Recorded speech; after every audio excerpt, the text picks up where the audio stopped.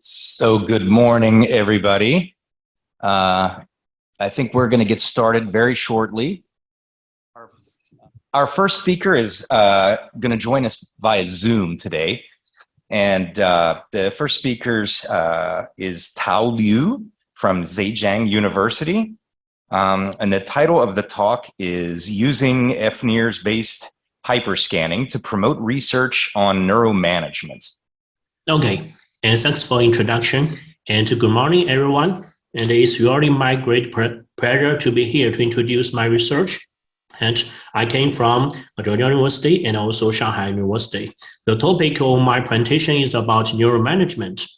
And the neuromanagement in fact contains many subcategories. And in the initial stage of this research field, the scholars mainly focus on the neuromarketing, and now we may call it consumer neuroscience. And later is about the neuro-IS, that means the information system, and also organizational neuroscience and neuroentrepreneurship.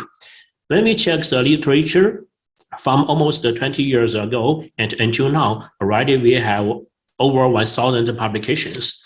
But when we add another keywords and hyperscanning and also the multi-brain, we may get the results less than 10 publications. Then from over 1,000 to the less than 10, we may understand in this research field, almost all the studies using the worry and the single brain paradigm. But we know the management is a kind of applied science.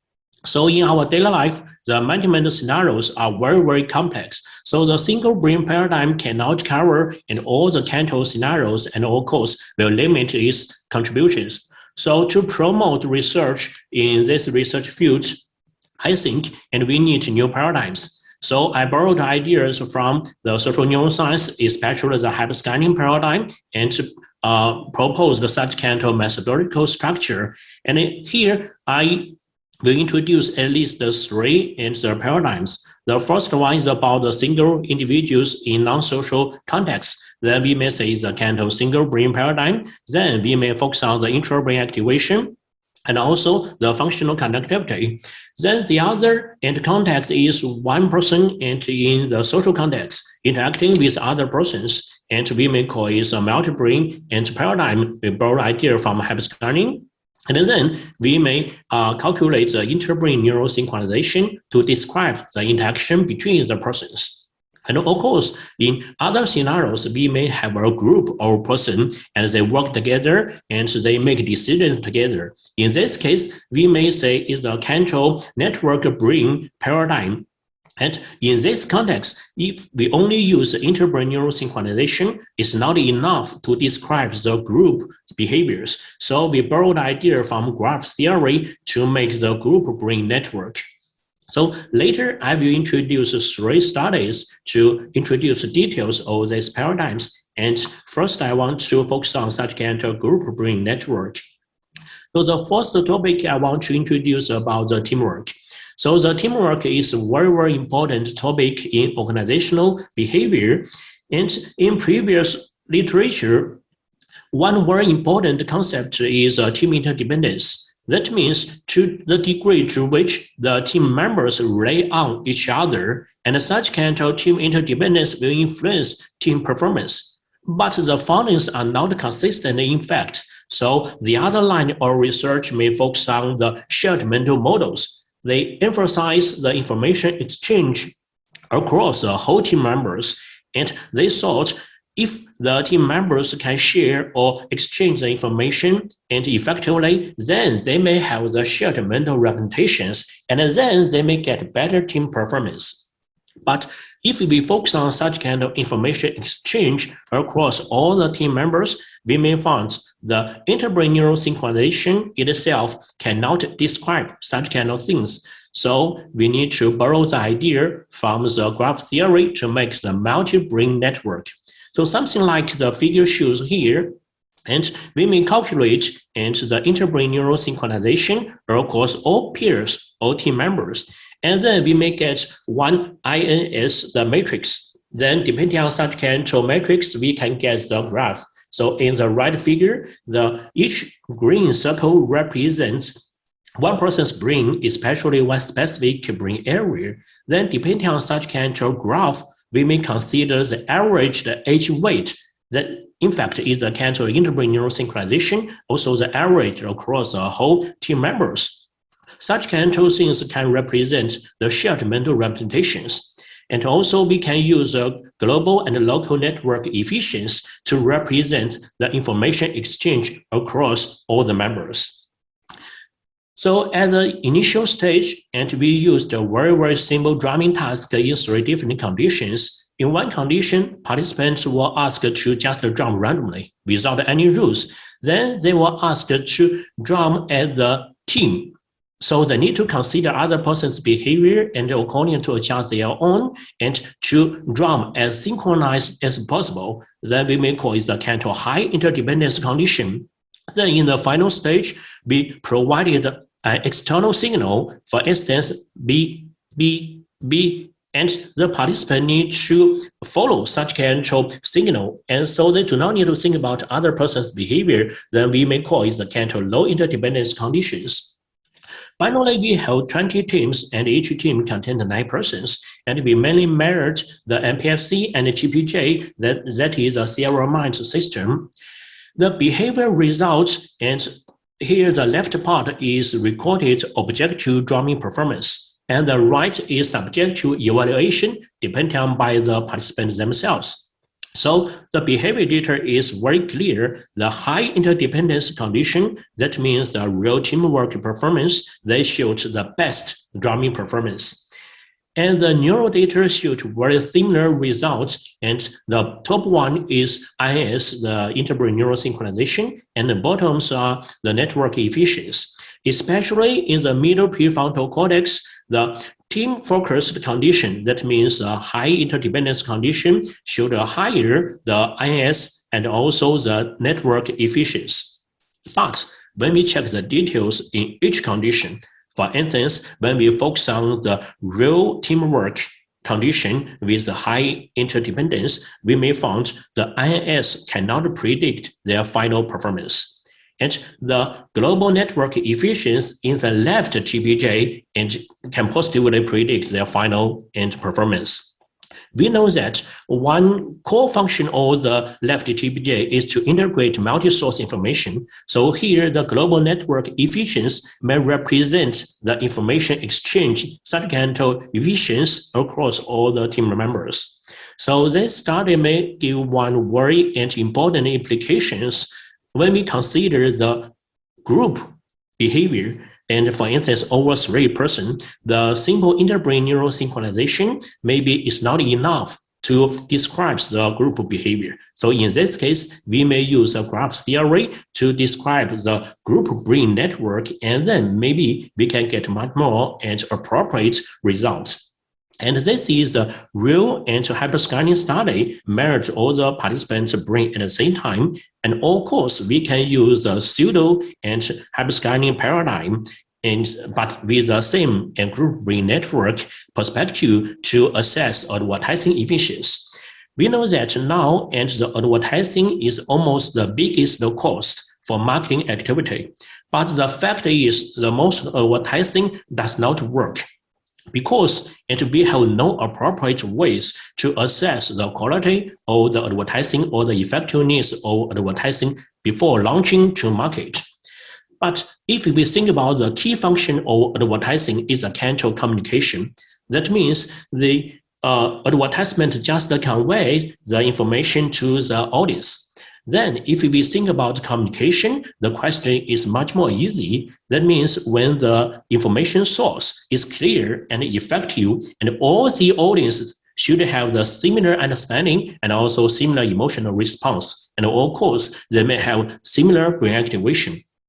Something like this figure shows, and the left figure is obtained from good advertisement, and the right one is obtained from the bad advertisement. And we can see very clearly, and for the left one, almost all the audience may have the similar activation, but the right one, very few audience have similar activations. So we can easily to identify which advertisement is effective or not. So Finally, we use a portable fNIRS device to measure their middle prefrontal cortex and also bilateral IFG. And the experimental design is very simple. In pilot study, we selected appropriate materials depending on participants' rating scores on liking, willing to pay, understanding, etc. And then we presented selected advertisements randomly to participants in formal experiment. During the moment, we measured their brain activations using fNIRS. And after that, we also measure their memory and understanding about the advertisement using paper and pencil questionnaires. And then in study 2, we use music demos as advertising or music to replicate the findings. And also the most important, we want to examine whether the small samples, the brain data, and can predict the real marketing data or not. So the behavior data is consistent with the pilot study. The good advertisement shows the better or the higher scores. And then the intra-brain activation showed a higher MPFC activation while watching the low-scored advertisement. And also we found negative relation between MPFC activation and also the understanding scores. And that means if the audience cannot understand the meaning or the intention of the advertisement, they may have the bad attitude towards advertisement. But we have no idea and what is the mechanism underlying the good advertisement. Then we will check the interbrain, that means the group brain network, and we found in the right IFG and the group brain network have positive relation with their attitude. And most important, in study 2, we found the same findings with the music demos, and also we use very small samples. For instance, we only have 14 participants, but these small samples group brain network can predict thousands of persons' attitude. And because we checked the real data from another platform and to find thousands rating scores about the same music. So these two studies tell us, and when we focus on the group behaviors, it's better to use such kind of graph theory and to make the group brain network, but not only use the interbrain neural synchronization. But of course, the interbrain neural synchronization is also important to describe the dyadic interaction. And so later I will introduce this one. And the topic is about informal investment in elevator pitches. And this we almost finished the paper and ready for submission. And in fact, the elevator pitch is a very common way for early stage entrepreneurs to find their initial financial support. But in such kind of context, the informal investors have no pre-knowledge about the project, and also the time is very limited. In this case, the investor needs to make a very quick judgment depending on their intuitive feelings. So depending on the influence theory, and if the information is easy to understand, that means the quantity load is low, then the investors maybe have a positive attitude towards a business project. But the elevator pitch, in fact, is also a kind of communication. And the successful communication, in fact, requires the mutual understanding and consensus. So the easy understanding may be the precondition, but it's not essential, but not full and for the successful communication. So in this case, we need to use the hyperscanning paradigm to measure and the entrepreneur and the investor's brain. So finally, we have 42 participants and 28 were entrepreneurs, and the others are formal investors. And on the day of the experiment, the order of the presentation will be decided and by the random draw, and then one entrepreneur will introduce his or her and business project, and other and introduced by the second entrepreneurs. And after all the two presentations, the investor need to score the presentation and also decide which one to select to invest his or her money. And we measured the DLPFC as well as IFG. the behavior data, of course, the successful entrepreneurs will have the higher score and from the investors. And also we rule out other confounders, for instance, the order and duration of presentation. And also we found the interpreter and themselves evaluation cannot predict the final investment decisions. Then when we check the intra-brain activation, we may find the successful and the pitches can lead to the lower investors, the activation in the right dose DLPFC and also the left IFG. And when we check the regression model analysis, we may find the left IFG activation negatively predict and the investors' final decisions.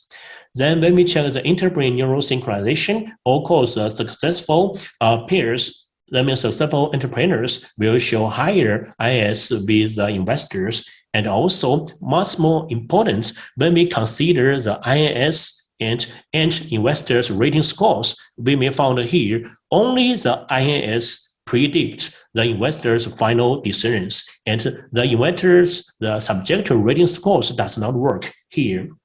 And finally, we considered all the rating scores as intra-brain activation and also the interbrain neural synchronization as independent variables. And finally, we may find the left IFG activation and also the right IFG INS contribute to investors' final decisions. That means for such kind of informal and investment, and we need to make sure the investor have a low cognitive load, and we may have the shared mental representations with the investors. And finally, we check the dynamic information and throughout the pitches. And because of the elevator pitches were self-paced, so we cannot use a time-locked analysis, but use a structure-locked analysis. Because in general, when we introduce a business project, and at least we need to introduce the background of the project and market and information. Then we need to introduce our idea, and then we need to tell the details, what kind of things we want to do. And finally, we need to tell what is the required resources and from the investors. In this case, we divided all the elevator pitches into these 4 parts and found in the second part, that means in the initial introduction or the business idea and successful entrepreneurs, and we will show higher the IS with the investors. That means in such kind of very early stage and already determines investors and the final stage decisions.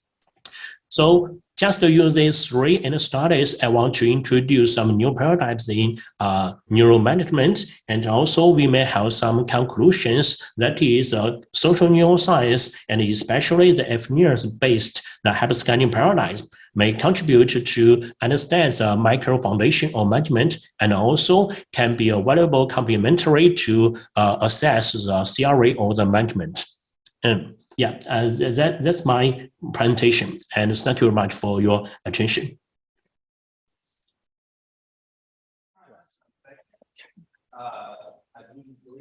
First. Hi, Tao. Thanks for connecting with us today and for your very interesting presentation. Particularly, the one with the entrepreneurs, the entrepreneurs talking about their investments. That's quite interesting. Mm-hmm. Thank you. So I just want to ask a couple of things. So the first question is, what is your hypothesis regarding the neuronal mechanism for your results? So you saw some very specific, synchrony in the particular areas in the brain. So what is that particular hypothesis that comes with your results? That's my first question. Yes, thank you. For this question, that is very important question, and thank you very much. And for instance, and here I show our theoretical backgrounds, and mainly we depend on these 2 theories. And one is fluency theory. That means we need to give the low cognitive load to other processes. That means we need to make the information easy understood, and then the person may have a positive attitude to it. And in this case, our first hypothesis is, and we should make the low control load to investors, and then investor may have a much more positive attitude. Then depending on the interactive alignment theory, and we know the successful communication and should have such kind of mutual understanding. That means if you consider from a hyperscaling paradigm, then we can give the hypothesis they should have the higher and interbraneural synchronization. Yeah, that's true, very basic hypothesis. Okay, I mean, my second question is then, have you considered things like, for example, the actual interaction that is happening, where, you know, how long people look at each other, you know, how long, you know, how people are, when they do this pitching, where everybody sits, you know, any other sort of behavioral kind of interactions that might be happening that could actually affect your results, because emotions is a very important part into this. And I'm just wondering if you looked at that at all.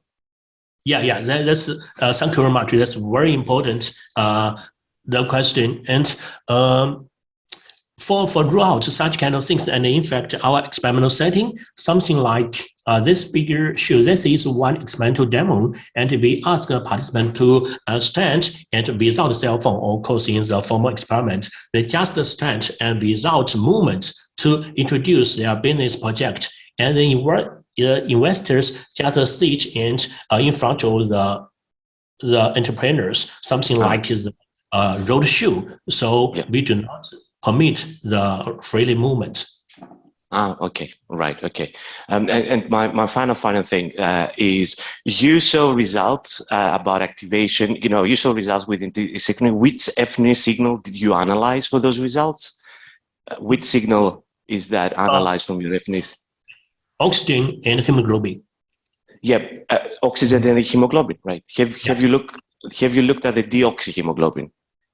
Yes, we look at both, but the deoxyhemoglobin have no and the significant results. So mainly we report oxygen. Okay, thank you. Thank you very much. Okay.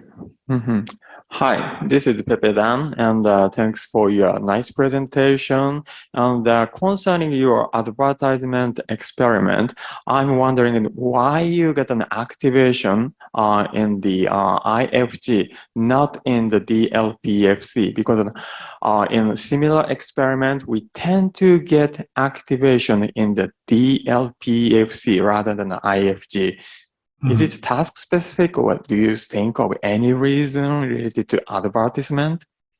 Yeah, thank you very much. That's a very interesting question. And also I think about it when I check the results. The DLPFC we know is a kind of control load, right? But the left IFG and one function is about inner speech, and also is very closely involved in the selection conflict. So that means if something is very difficult to understand or is difficult to select, we may have much more inner speech about it. So finally, and because this is one task about the understanding, and also that means verbal understanding. So that's maybe why, and we have the final result here, the left IFG activation, and contribute to final and to decisions, but not the DLPFC.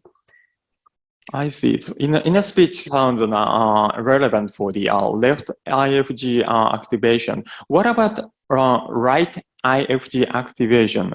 Did you see a right IFG? Did you get an activation in the right IFG? No. No result. Only the right DLPFC and the left IFG. Okay, beautiful. Thank you. Thank you. So I actually have one question as well. So you showed mostly cross-brain correlations in the positive outcome scenarios.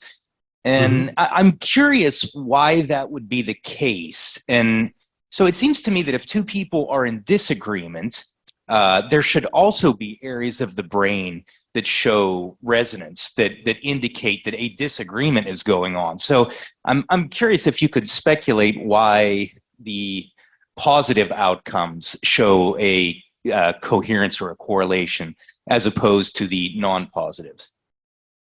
Yeah, that's a very interesting question, and maybe I cannot answer this question using this study, but we also have other studies. And in that study, we may find some negative and INS and show very strong and that may influence to the final result, but depending on the areas. So here and is a right IFG, and a right IFG is related to the neural system. That means is a Cantor embodied experience. So when we talk about and each other, if I do not agree with you, and then I think maybe the middle prefrontal cortex may be much more and important, especially in our other studies, we found the middle prefrontal cortex and the IS is negative and the relation with the people's attitude towards advertisement, especially is about the social attitude. For instance, whether they want to comment it or not, whether they want to transfer the message or not. But here, and I think, and because time is very limited, so they have no time to logically think about it. So they need to use their embodied feeling and to understand the talk. So this result, I think, is very specific in such kind of elevator pitch. So that's maybe one limitation in other kind of communication, and we need to talk about and other perspective maybe. Okay, that's very interesting. I think let's give a round of applause to the speaker, and we'll move on to our next talk, Okay, and which is going.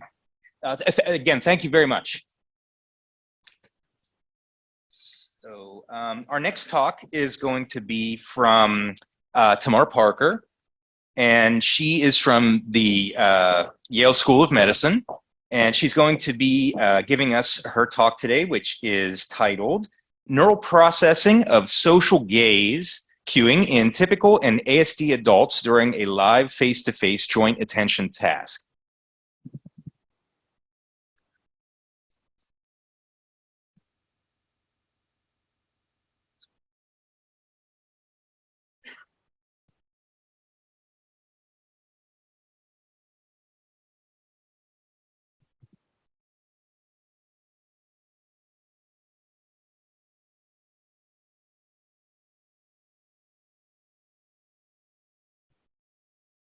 All right. Good morning, everyone. My name is Tamara Parker, and I'm a sixth-year PhD candidate in the Interdepartmental Neuroscience program at Yale University. And under the direct mentorship of Dr. Joy Hirsch, I study neuromechanisms of social interaction in autistic individuals using multimodal techniques. And today I'm presenting my thesis work entitled Neuroprocessing of Social Gaze Cueing in Typical and ASD Adults. So we know that eye gaze plays a significant role in live and social interactions by directing the acquisition of facial cues. So if you look at your neighbor, you might be able to tell the neighbor's emotions. For example, maybe your neighbor's tired, maybe your neighbor's happy, maybe your neighbor's sad. And also, we can also use facial cues to really understand other people's mental states, as well as where someone is looking. So if your neighbor's looking to the left or the right, you know, okay, there's something over there, and you might also look at the left or right. And that sharing of attention between two individuals with the same object may be known as joint attention or gaze cueing. So our lab studies natural two-person interactions using fNIRS technology.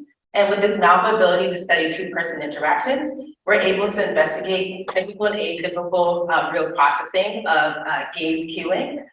Which is something that's really interesting because we're able to do simultaneous eye tracking and fNIRS technology and able to see it in a more naturalistic context. So previous work in our lab has shown that there's a specialized neural circuitry for real life eye gaze and joint attention. So the extent to which an individual make eye contact without explicit instruction when engaging joint attention may relate to their innate social behavior. So for typically developed individuals, the mere perception of another person's gaze is sufficient to recruit this right temporal parietal junction. And Sway Dravita, who was a graduate student in our lab, actually was able to see this, in which he was comparing social joint attention, which is when a participant is actually getting information from another participant to look at a specific area in the environment, versus non-social joint attention specific to like an LED light actually telling you, oh, where to look at the left or the right. And this right temporal parietal junction that exhibits social joint attention actually replicates a lot of what we've seen in our lab. which is, if you can kind of look at some of these references, we've seen that the right temporal parietal junction is specific to live eye-to-eye contact. So again, we see that the right temporal parietal junction in tibia developed individuals seem to be specific to real life eye gaze and joint attention. But this actually gives us to another idea. So we know the typical brain shows this activity. What is occurring when the brain is atypical for people who have like atypical eye gaze or particularly joint attention difficulties? So this leads me to like my actual passion, which is the autism spectrum disorder. And autism spectrum disorder is characterized as neurodevelopmental disorder in terms of differences in social communication, social interaction, as well as restrictive interest and repetitive behaviors. And we can actually begin studying atypical gaze patterns in autism spectrum disorder, or ASD, to understand how ASD individuals actually gather information in space. And this could be a potential area of interest in understanding joint attention mechanisms. So the questions that I have actually are, what are the neural and visual processing mechanisms involved in social gaze cueing in ASD? For example, we know that visual sensing mechanism in which you're able to gather information from the environment to actually make a specific action. How does that relate to the neural signal? And then also, how does neural processing of social gaze cueing relate to behavior? So these are two questions I'm going to actually talk about in my talk. So first, focusing on the first question, I introduced my joint attention paradigm for ASD participants. So we actually implemented this smart glass. We didn't need to put this during the pandemic, but actually for the pandemic, it also gives you like kind of a barrier between two participants. And during when the smart glass is opaque, this is when the rest happens, and when the smart glass is transparent, this is when the trial actually occurs. So we have the initiator, which will actually direct eye contact with the other participant, and then also the participant. So in terms of trial structure, we have the fixation on the smart glass, and the participant is instructed to look at 3 seconds at that particular dot. And then the smart glass opens up, and then you have the initiator making eye contact with the participant. And that initiator will look at either the left or right green dot that's on the smart glass. And the task of the participant is to follow the eyes of the initiator. And we call this the human gaze cueing task. And when we look into the gaze cueing experimental time series, we see that there are actually 3 trials per block, 5 blocks in total per run, and then 2 runs of this particular condition. And as I stated before, the black is actually showing when the smart glass is opaque, and then the white and green is when the smart glass is showing up. So it actually really forces both the TD and the ASD participants to actually look at the face initially. So in terms of the methods, I use eye tracking, and we use eye tracking, which is the Token Pro X3120 system, in which we're able to get information about eye movements, such as fixations, saccades, microsaccades. And then fNIRS, we use the Semat2 lateral system, in which we got full coverage of both hemispheres of the head, focusing on, we had 40 emitters and 40 detectors, 134 channels in total. And then the standard assessment that I used was the brief observation of symptoms of autism training, which is a standard assessment in assessing autistic traits. So first we want to make sure, can the participant be able to do this task? As we know that because there's joint tension difficulties in ASD, you want to be able to make sure they're able to do this task and can actually understand that they can do this correctly. And we saw with participant compliance that both the TD, typically developed individuals, and the ASD individuals were able to do this task correctly. And when we look at the general linear model results, so the TD participants, when we do human gaze cueing greater than rest, we see this robust right temporal parietal junction system as we would have predicted from previous work that I've shown in the slide before. And then we compare this with individuals with autism. We don't see this activity in the right temporal parietal junction, but we do see activity in the ventral area, which includes the supratemporal gyrus and some of the subcentral area. So not only is it actually showing that it's hypoactivation in this typical circuit, but also there might be alternative circuitry at play. But since I said I was interested in the visual sensing mechanism, interested in like visual processing and how this relates to neural signal, I wanted to look more into what's going on in terms of the eye movements. So I focused on this thing called dwell time, and dwell time is defined as the number of valid defined samples taken during the first 2 seconds of the gaze cueing event. So during the first 2 seconds of gaze viewing event, they're gathering information from the face before they make that eye movement. And this is actually, we were actually focusing on how dwell time is considered the duration of time spent on the face during those first 2 seconds. So even though it was not significant between the typically developed and ASD groups, I want to see, okay, so yes, they might be looking at dwell time in the same amount of time, but how does that actually relate to neural signal? Is it actually encoded in the same way in both brains? So I actually focus on this, doing this modulatory processing. So neural processing is supposed to be doing by modulated by individual dwell time during the first 2 seconds. So in the top left, in the far left, we see in the blue, this is the trials. Like I said, there are 3 trials per block and 5 blocks total. In the top, in the red, it's symbolizing the individual dwell time. So if in one trial, they might have only looked at the face for 1.7 seconds, another trial might have been 1.8 seconds. But I use that individual dwell time event, and I actually modulated by the hemodynamic signal to create this new hemodynamic signal that you see actually in the right of the left panel. And it shows that, yeah, we do see this activity that's actually modulated by individual dwell time. So when we look at the typically developed participants, human gaze cueing greater than rest with dwell time modulation, we see this activity in the dorsal stream, which includes the superior parietal lobule. And then when I show the green, we see that we don't see this activity in the ASD group. So again, like showing that there's hypoactivation of these right dorsal circuits that Joy actually pointed out during her talk. And then also, we also see some more activity in the dorsolateral prefrontal cortex, which is also suggesting there might be a live alternative circuit at play. So my second question that I have, how does neural processing of social gaze cueing relate to behavior? So we kind of think of this cliche question, how does brain relate to behavior, how does behavior relate to brain? My hypothesis is that reductions in the dorsal stream neural activity, the reduction in dorsal stream neural activity during gaze cueing will correlate with symptom severity.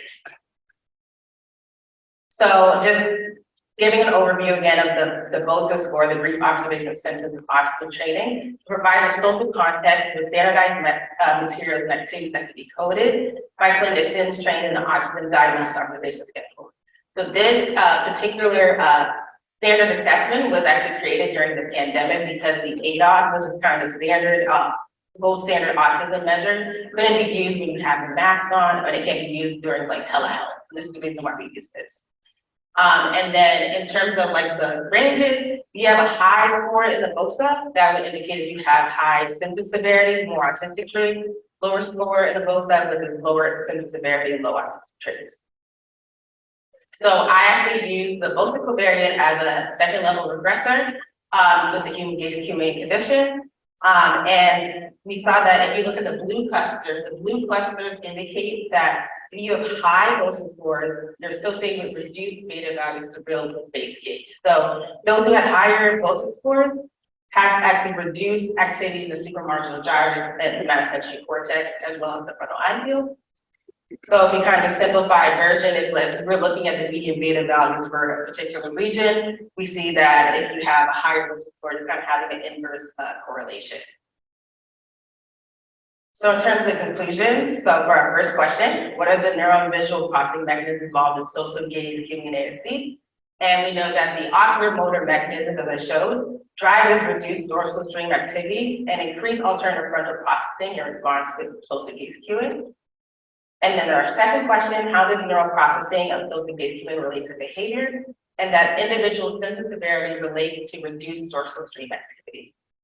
So I just would like to thank my lab. These are all the members I've kind of been helping the past couple of years, as well as the Cartland lab who actually helped recruit the autistic subject, my interdepartmental neuroscience program, and then my funding and my youth committees. And I'm looking forward to any questions. Thank you.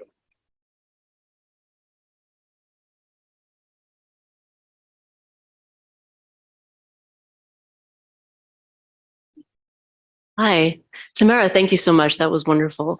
I have a question about what you think might happen when you're placing not a confederate, but somebody that the autistic participant knows well. For example, there's research from the Corshane and Pierce group showing that face processing system behaves very differently when you're showing a stranger's face versus showing a face of someone that they know well. Do you have any ideas or data suggesting differences? Because it's about social, right?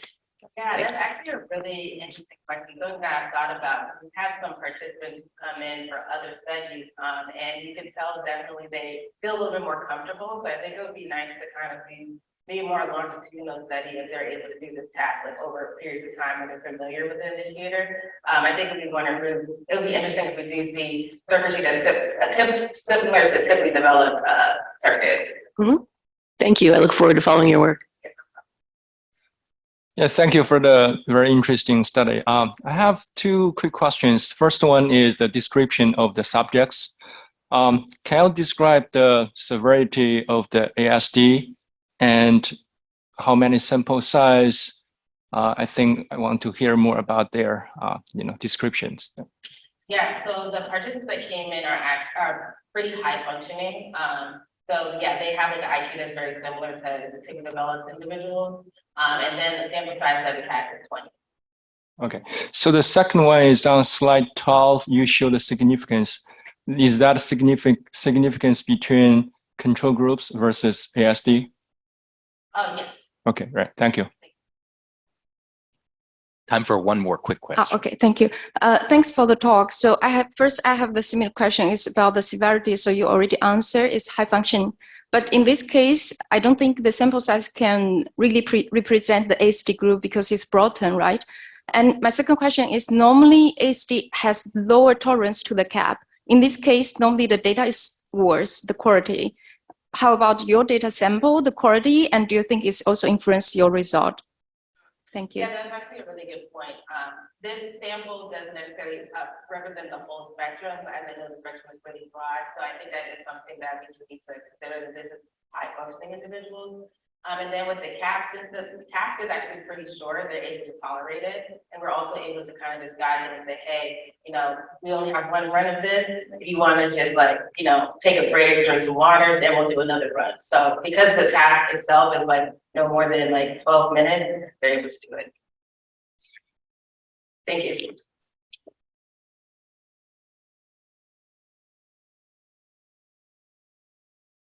So our next speaker is Jeff Green from The Ohio State University, and he'll be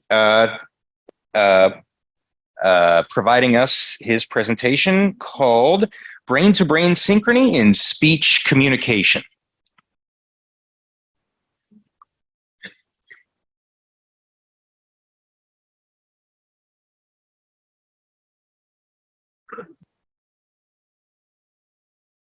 All right, thank you for the introduction, and thank you all for allowing me to come up here and present some preliminary data on brain-to-brain synchronization in speech communication. So before we get into the meat of the study, I want to lay a foundation. What is listening effort? Why is it so important? What does it have to do with communication? And how do we measure it, right? So in speech communication, listeners are often almost forced to have to rely on additional cognitive resources to process information in successful communication. Why? Is because there's rarely ever perfect communication. There's always some sort of adverse condition, regardless of how slight it might be, that will lead to miscommunication, misinterpretation, or anything of that sort. So listening effort is going to be a multi-dimensional process because communication itself is multifaceted. It's very, very complex, right? So an adverse condition of communication would be the same. So it's a multi-dimensional process that involves the deliberate allocation of mental resources towards the outcome of the goal of pursuing or carrying out a listening effort, a listening task successfully. And so what creates these listening effort conditions, we see things such as background noise. So as I'm up here speaking, if the AV system is going haywire, it'd be very difficult to understand what I'm saying.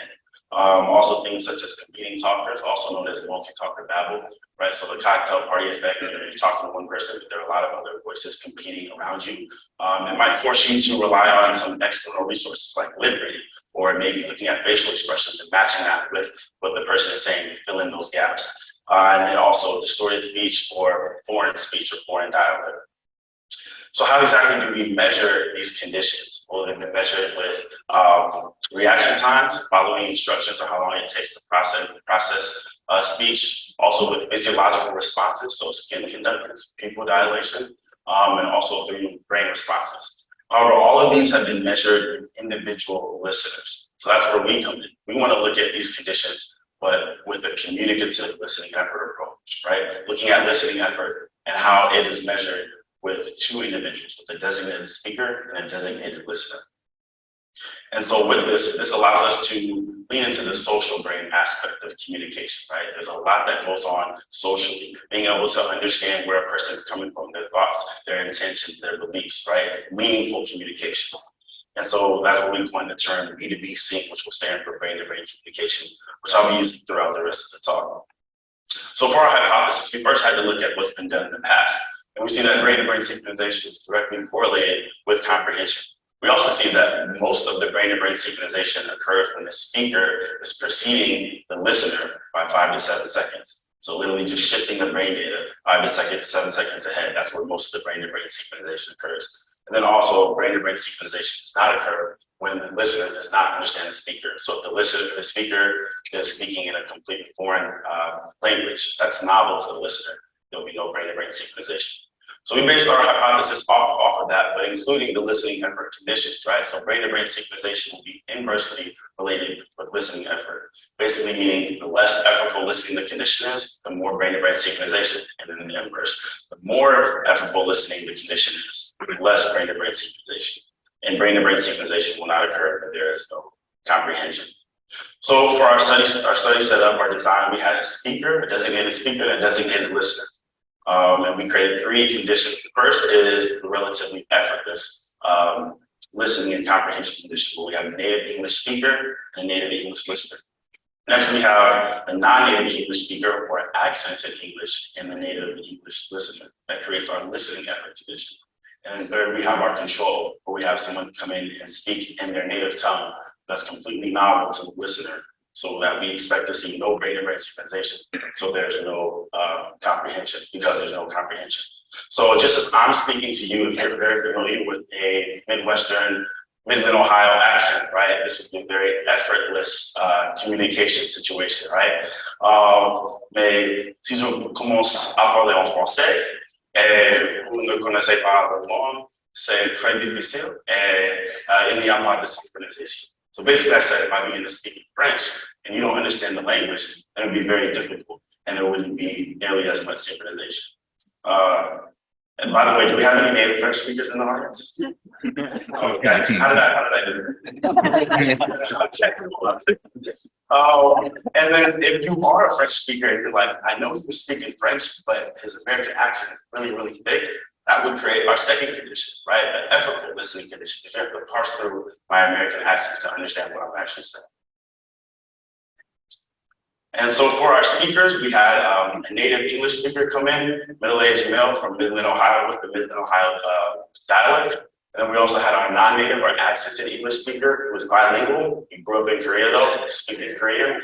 And when he came over for his advanced degree, that's when he learned English. And then we have also the same bilingual speaker who served as our control condition. He would speak solely in Korean. And for what they were doing when they came into the lab, into the South Group, they prepared 3 different stories. Each of them were between 2 to 3 minutes, not scripted, not written down, because we wanted it to be very naturalistic, just as everyday communication. And then, of course, we had the final condition, our control condition, where the Korean speaker would speak in Korean just for 1 story.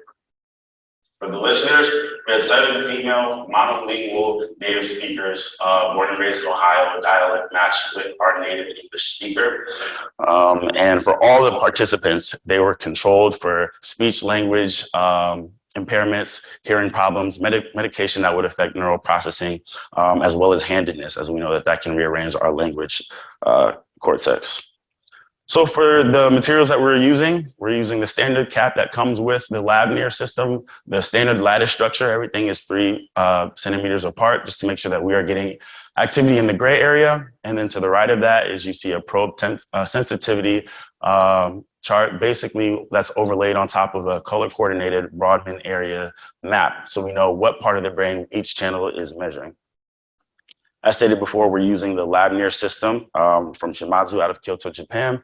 And we use the Phoebe toolbox for head registration in order to know where the data was occurring in the brain, which has been matched with the analyzer or compatible with the analyzer toolbox by Dr. Hubbard and Dr. Santosa, which is where we did our entire pre-processing pipeline and analysis. So we resampled the data to 4 hertz just to make it more manageable, took the raw intensity and converted it to optical density, then to hemoglobin, did baseline PCA, and then first level analysis using autoregressive pre-whitening by way of the IRLS, which is good for removing slow drift as well as abrupt motion artifacts and good for removing all type 1 errors. And then we did our second level or group level processing, which we'll be looking at today. So for our first result, by the way, we used FDR corrected Q values just to control for the multiple comparisons problem. So we use Q less than 0.005, and we see good connectivity between the speaker and the listener. Again, this is going to be our first condition, so the relatively effortless condition. And we see we have activity between, including the superior parietal lobe, which is in charge of acoustical processing and language comprehension, the inferior frontal gyrus, which is in charge of syntactic processing, semantic processing, medial frontal gyrus, which is in charge of working memory, as well as attention, which are both very, very important in communication. And then our middle and inferior temporal gyrus, which is in charge of the amalgamation of multiple different senses and making our sensory information and making logic out of it. And then we look to our non-native English condition. We see that we've lost a lot of connectivity, which is as expected. One thing that really stuck out to us is that we gained one region of correlation that was not there in the native English condition. And this is the frontal polar cortex. And so we want to learn more about why this is required for parsing through accented speech, but not unaccented speech. We know that the frontal polar cortex is often used for problem solving, so it does make sense that it would be used for a task that is difficult. We want to know more of what's going on in that region. And then even when analyzing under a reduced threshold for the native Korean condition of Q of less than 0.05, there was still no brain-to-brain synchronization, which is as expected. Now, one thing that I do want to point out is we see that we've lost a lot of brain-to-brain synchronization in the non-native English condition. However, that doesn't mean that there was not comprehension, right?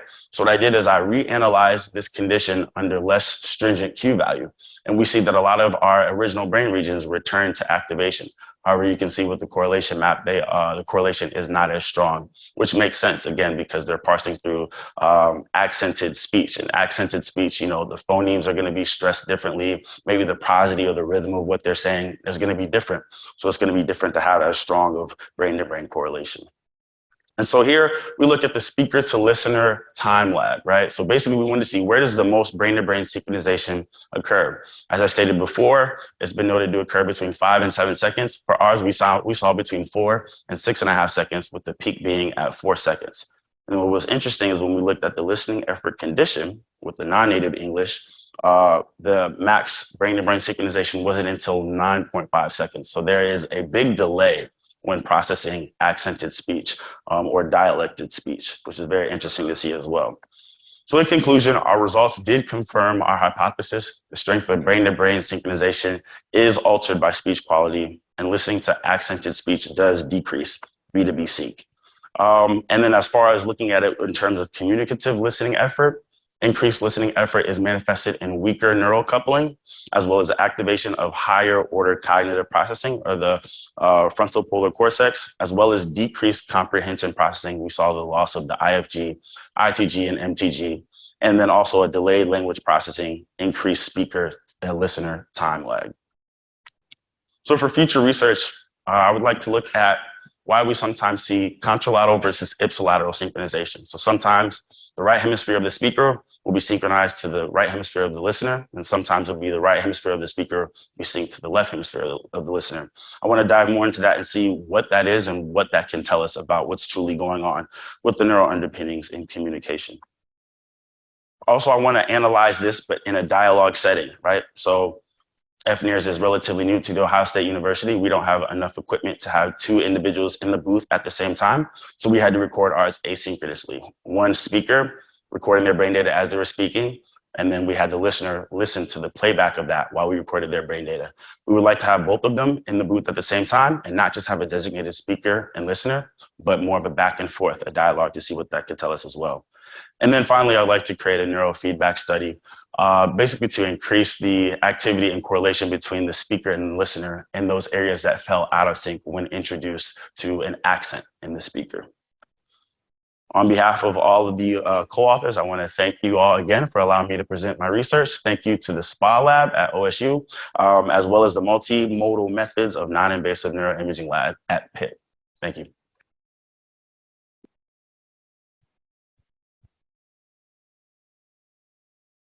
Thank you very much. Fascinating. I would like to ask you about what you're really measuring, whether you're really measuring synchronization in the sense that I'm responding to you, as opposed to measuring language processing, really. So the linguistic message originates in the speaker, and then the listener has to process it. And it's, in a certain sense, if there was an object, it would be easier to understand. But it could be the case that they're not responding to one another, but they're just responding to the same thing out there in the world, right?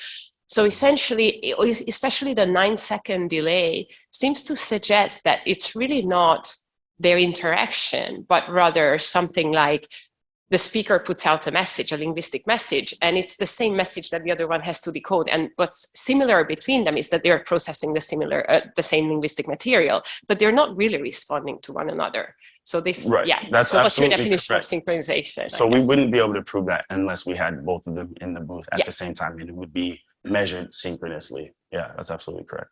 So what was there an additional question? Yeah, no, right. That's it. So especially, which I only understood at the end, they are not there together. So it's really not synchronization in the social sense, but really processing the same thing with a certain timeline. Right. Yeah, absolutely. And yeah, that would be the next step. Okay. Yeah. Thank you. Thank you. So many thanks for the talk, very interesting. I have a couple of methodological questions. Mm-hmm. So one regarding the metrics that you use to look at the brain-to-brain synchrony. So you use the autoregressive GLM, right? So you use the speaker brain activity as regressor to the listener brain activity. And in the design matrix, was the signals convolved with the HRF, or you just used the near signal? They were. Okay, and also the results that you presented were from oxyhemoglobin. Yeah, that's correct. Have you looked also at the oxyhemoglobin signals, and did you expect to find any physiological changes related to the fact that participants are speaking? And if the oxy may be probably a more robust measure, or if it can. Yeah, so we looked at the oxyhemoglobin as well. And as stated in previous research, we didn't find much significance there. So we decided to only look at oxyhemoglobin. We know in different studies that sometimes oxyhemoglobin correlates to the bold response more. Sometimes deoxyhemoglobin correlates to the bold response more. In this case, oxyhemoglobin correlated to the bold response more in fMRI, so we decided to go with that. Thank you. Thanks again. Hello, very nice talk, thank you. Thank you. I just had a question about the gender. So the speaker that you had was a male, and then all of the participants were female. Do you have any hypothesis what would happen if they were reversed? Because from hearing loss literature, usually people that struggle hearing, they have a more difficulty with female voices. And is that the future plan? Do you have any idea? Yeah, so we've already started collecting data with more genders, right? So we will have more male listeners as well. We don't have any female speakers lined up, but that is something that we would like to do, we could do in the future. But definitely already collecting more data on that, just didn't have time to throw it in this presentation. Yeah, of course. And then another question with a listening effort, again, from the hearing loss literature, usually you see more activity. So we've gone over quite a bit. And so we have to move on to the next speaker. I apologize, but thank you very much, Jeff. I think Jeff's around to answer questions. Yeah. You're welcome.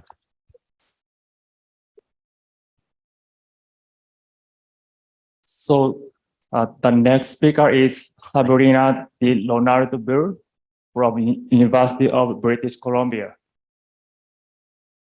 The title is The Development of Large-Scale Neural Networks, a longitudinal investigation of resting state and background task-based connectivity in infancy.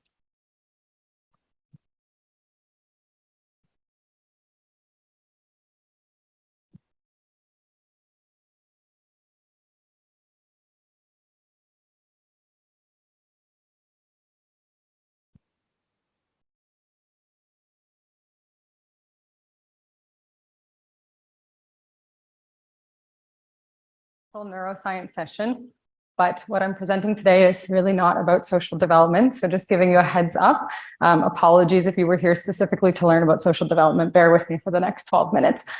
So what I am interested in is looking at long-range connectivity during early development. And so as we develop, there's a lot of evidence to suggest that the brain exhibits increases in long-range connectivity. Through the literature, this is mostly explored in resting state connectivity, both with fMRI and fNIRS. So just using a recent longitudinal study as an example, Bugarelli and colleagues found that there's increased connectivity during the first 2 years of life in the frontotemporal parietal network. And so what we want to know is, how does development of the task-based networks look like? So currently there's limited research with fNIRS looking at task-based functional connectivity, and there are no longitudinal studies looking at task-based connectivity in infancy. So one question that we have are resting state and task-based connectivity indexing the same thing? So many think of resting state as relating to the anatomy. So is it task-based, is it largely the same, or can it be something different? And then what we also want to know is, do we see evidence of specialization in task-based connectivity, and then correspondingly, will we see specialization in the resting state connectivity? So to try and answer some of these questions, we looked at changes in functional connectivity from 6 to 24 months. We used resting state, in which we had infants watch videos of moving toys for 120 seconds. We do acknowledge that this is not truly resting state, but if anyone out here has tried to get infants and toddlers to sit still for several minutes doing nothing, you'll know that it's nearly impossible. And this has been validated in other works, just showing them small distractions while they hopefully rest for 2 minutes. And then as our index of resting state connectivity, we used Pearson correlations between each pair of channels.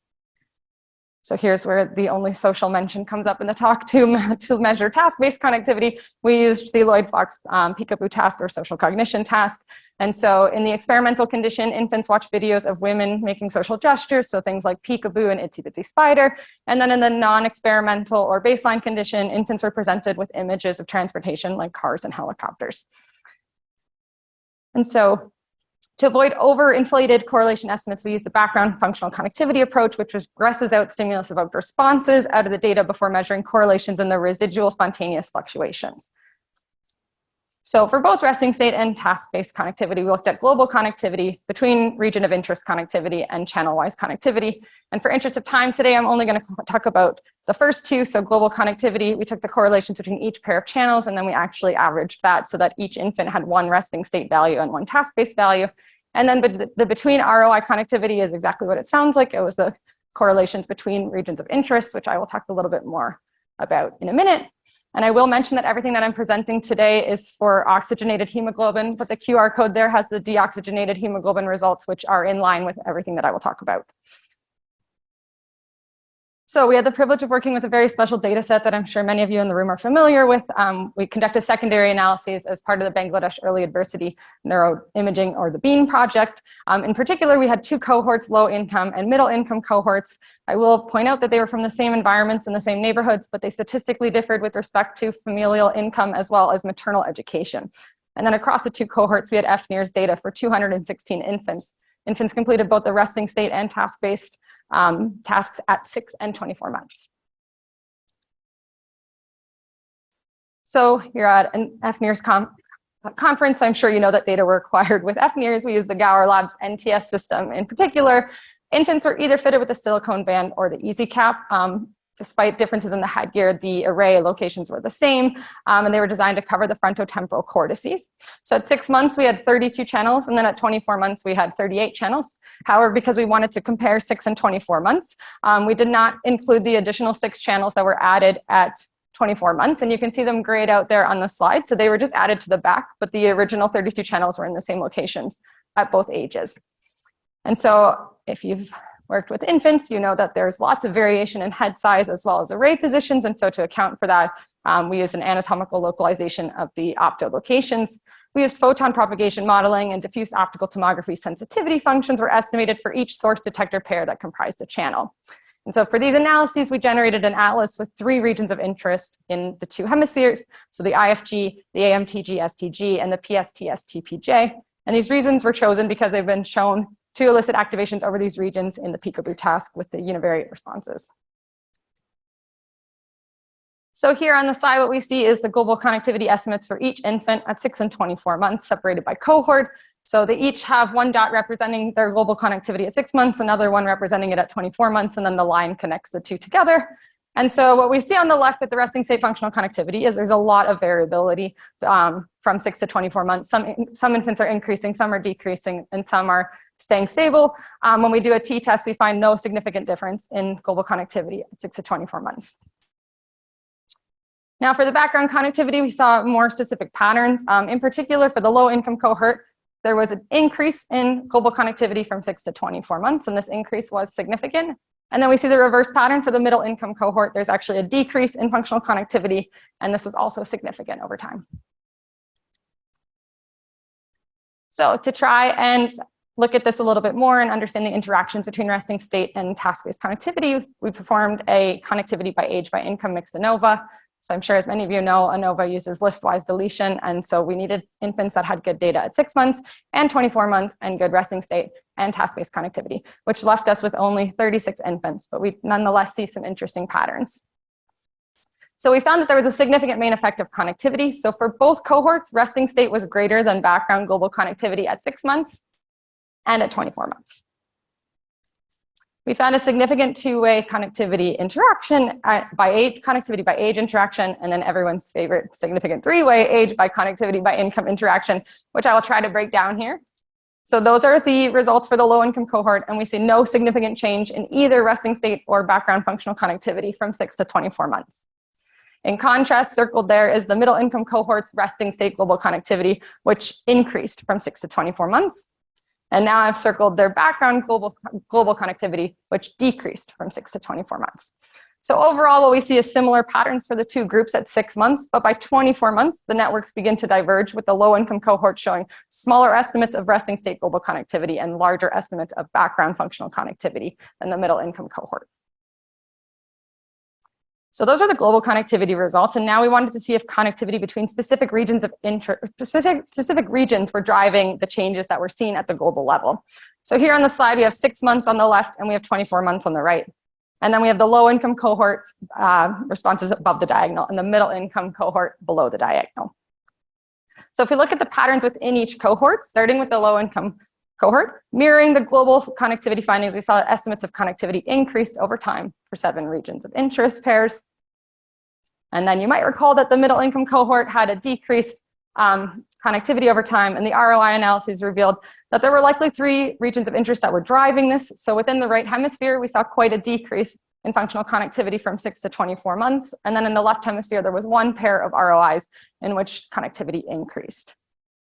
So now comparing the 2 cohorts, again, not many differences at 6 months. There were 2 long-range connections at 6 months in which connectivity estimates were lower for the low-income cohort than the middle-income cohort.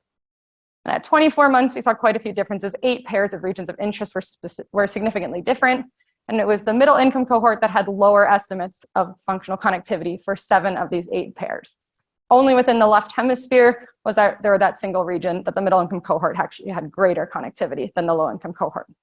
So the background functional connectivity ROI analyses suggest that the middle income cohort, but not the low income cohort, is starting to show evidence of specialization over time. So now for resting state, you might recall we didn't see much with the global analyses, and the results were quite similar for the ROI analyses. So again, we have resting state at 6 months on the left, 24 months on the right.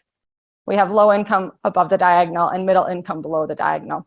And so for both low and middle income cohorts, there were no significant changes from 6 to 24 months. And then comparing the 2 cohorts, just like the global connectivity results at 6 months, there were no significant differences in resting state connectivity for any pairs of ROIs. And at 24 months, minimal differences, with the low income cohort showing greater connectivity than the middle income cohort for 2 pairs of between hemisphere ROIs. So very little evidence of specialization was seen in the resting state analyses.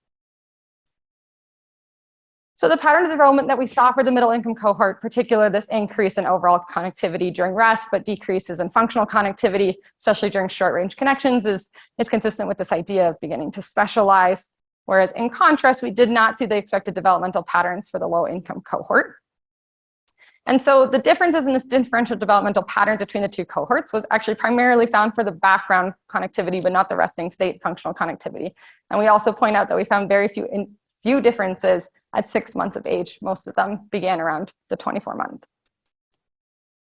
So our findings are inconsistent with some other resting state literature, which shows changes during the first 2 years of life. And we do point out that we only had a maximum of 2 minutes of resting state. And most infants, everyone that was included had to have at least 100 seconds of good resting state data.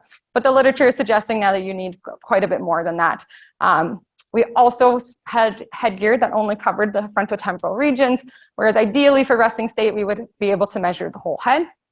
And then another thing that is that we only have 2 time points, so it's really difficult to say what's exactly happening between these 2 cohorts. One option is that the low-income cohort is indeed on a completely different trajectory, and they will continue to stay on a different trajectory long-term. But the other thing is that they could just be experiencing a delay, and that at further time points, we might actually see that they start to look more similar to the middle-income cohort. So to try and untangle some of these patterns, we plan to next look at the 36 and 60-month data that's been collected for the low-income cohort. And we're also working to replicate these findings with infants from high-income environments and also get longer measures of resting state connectivity.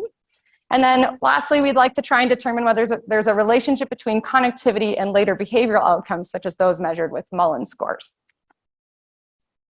So to wrap up, to our knowledge, this is the first longitudinal study to examine the simultaneous development of resting state and task-based networks in infancy. And consistent with other work, we didn't see many differences between the cohorts at 6 months of age. One possibility is that there are protective factors early in life, such as breastfeeding, that prevent the early divergence of these networks.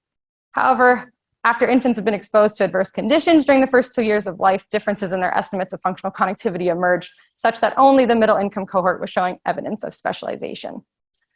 So we conclude that, of course, additional research is needed, particularly considering diverse populations, including those in developing countries, because small differences in adversity appear to contribute to the differences in the development of large-scale neural networks. We also note that functional connectivity is sensitive to subtle differences in experience, and that task-based connectivity in particular can be useful for furthering our understanding of the protracted development of neural networks during infancy. So thank you so much. Thank you to my fellow researchers that are part of the Bill and Melinda Gates Foundation Neurodevelopmental Outcomes Consortium, specifically the fNIRS group. Of course, thank you to the researchers who collected and continue to collect this data for the BEAN project. And we couldn't do this without all of the families who participated. So thank you.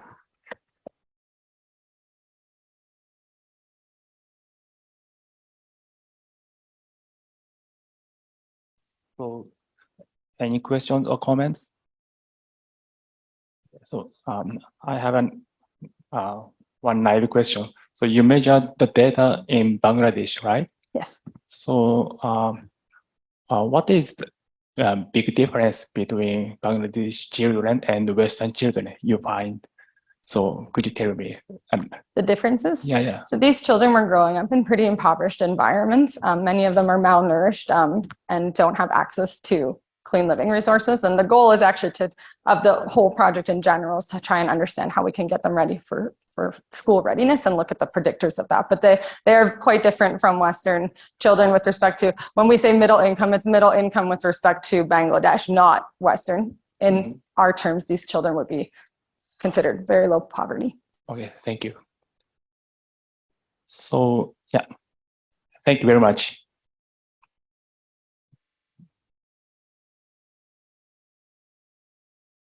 So the next speaker is Bear Goldstein from UCLA.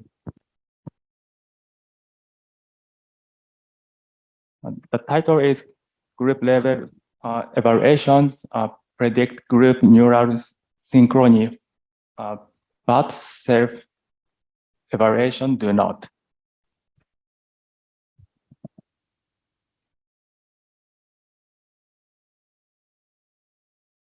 Good morning, everyone.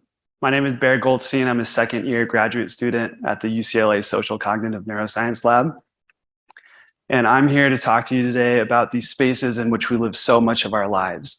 And these are groups. Whether it be a lab meeting, friends going out to dinner, a sports team, groups are a major source of the accomplishments and the failures, the friendship and the discord that color our lives. They're a space where we can achieve beyond our individual capabilities while fulfilling both interpersonal and instrumental needs. But these same groups are extremely complicated. They're adaptive and dynamic, and this complexity has made it really difficult for researchers to study the underlying psychological mechanisms of real groups in real time. Psychologists have been forced to make this trade-off between, on the one hand, maintaining naturalistic social interaction in their experiments, and on the other hand, this ability to assess in-the-moment cognitive processes, as is often done through more socially disruptive methods like fMRI. Now, my research aims to solve this tension by using multiple fNIRS devices to study the neural and behavioral responses associated with real-time group dynamics, offering in-the-moment psychological assessment of groups without sacrificing too much naturalistic interaction. Easy. To do so, our lab went into the field to Summit LA, which is this organizational festival that invites CEOs and other successful business executives to LA for the weekend where they can discuss ideas and talk business together. At the festival, we set up a pop-up lab and we invited 20 different groups of 3 or 4 people each into our lab. And we asked each person in the group to do 2 things. First, we asked them to give a 2-minute pitch about something in business that they were really interested in or excited about. And then after that pitch, we asked that same person to open it up and lead a group-wide discussion about the topic that they had just pitched on. So there was the pitch and there was just the discussion, and each person in the group did both of these things. We used 2 NIRX NIR Scouts, which allowed us to scan up to 4 people at a time. NIRX actually sent a representative to work with us that developed a software that allowed us to sync all 4 devices so that we could trigger them at the same time. Our montage was designed to measure activity in the temporal parietal junction and the prefrontal cortex to capture neural activations in these cortical areas of the default mode network that are predominantly associated with sociocognitive processing. Our data was pre-processed using an in-house pipeline developed by one of our more senior graduate students, Ashley Benquist, and it's free and open to the public on GitHub. Now, our specific neural outcome of interest was the group level neural synchrony. Neural synchrony, also known as inter-brain synchrony or brain-to-brain synchrony or neural coupling, is the correlation of different people's brain activity over time. One of the things that we've been learning is that in certain regions of the brain, especially the ones that we're measuring here through our montage, the TPJ and the MPFC, is that when you see higher neural synchrony, it's probably reflective of more similar subjective experiences and interpretations of the world around you, rather than just merely similar experiences or similar perceptions of low-level sensory inputs. One seminal study that illustrates this is Nguyen, Vanderval, and Hassan of 2019, in which participants watched or listened to abstract narratives, and then they were asked to recount those narratives later on. Now, supporting the idea that neural synchrony in certain areas is linked to similarities in the experience and interpretation of stimuli, Nguyen et al. Found that more similar interpretations of the abstract narrative during recall was associated with greater neural synchrony while those people were actually listening to or watching the story. And these effects were notably seen across the default mode area networks like the TPJ and the MPFC.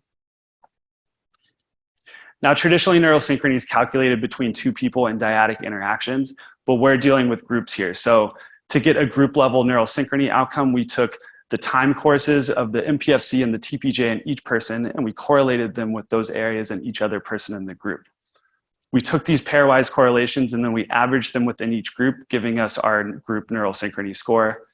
Now, this obviously allows us to look at the average group neural synchrony, but we also looked at other cool things like the average of the group synchrony with the leader of that pitch or discussion, and then the average synchrony between the followers of the pitch or discussion.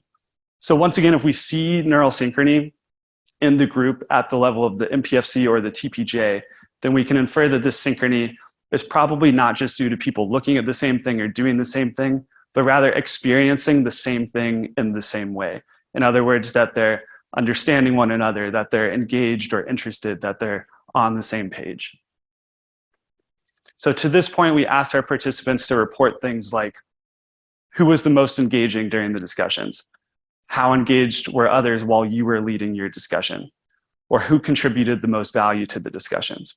Now remember, each person did 2 things. They led a pitch where they were talking and everyone else was passively listening.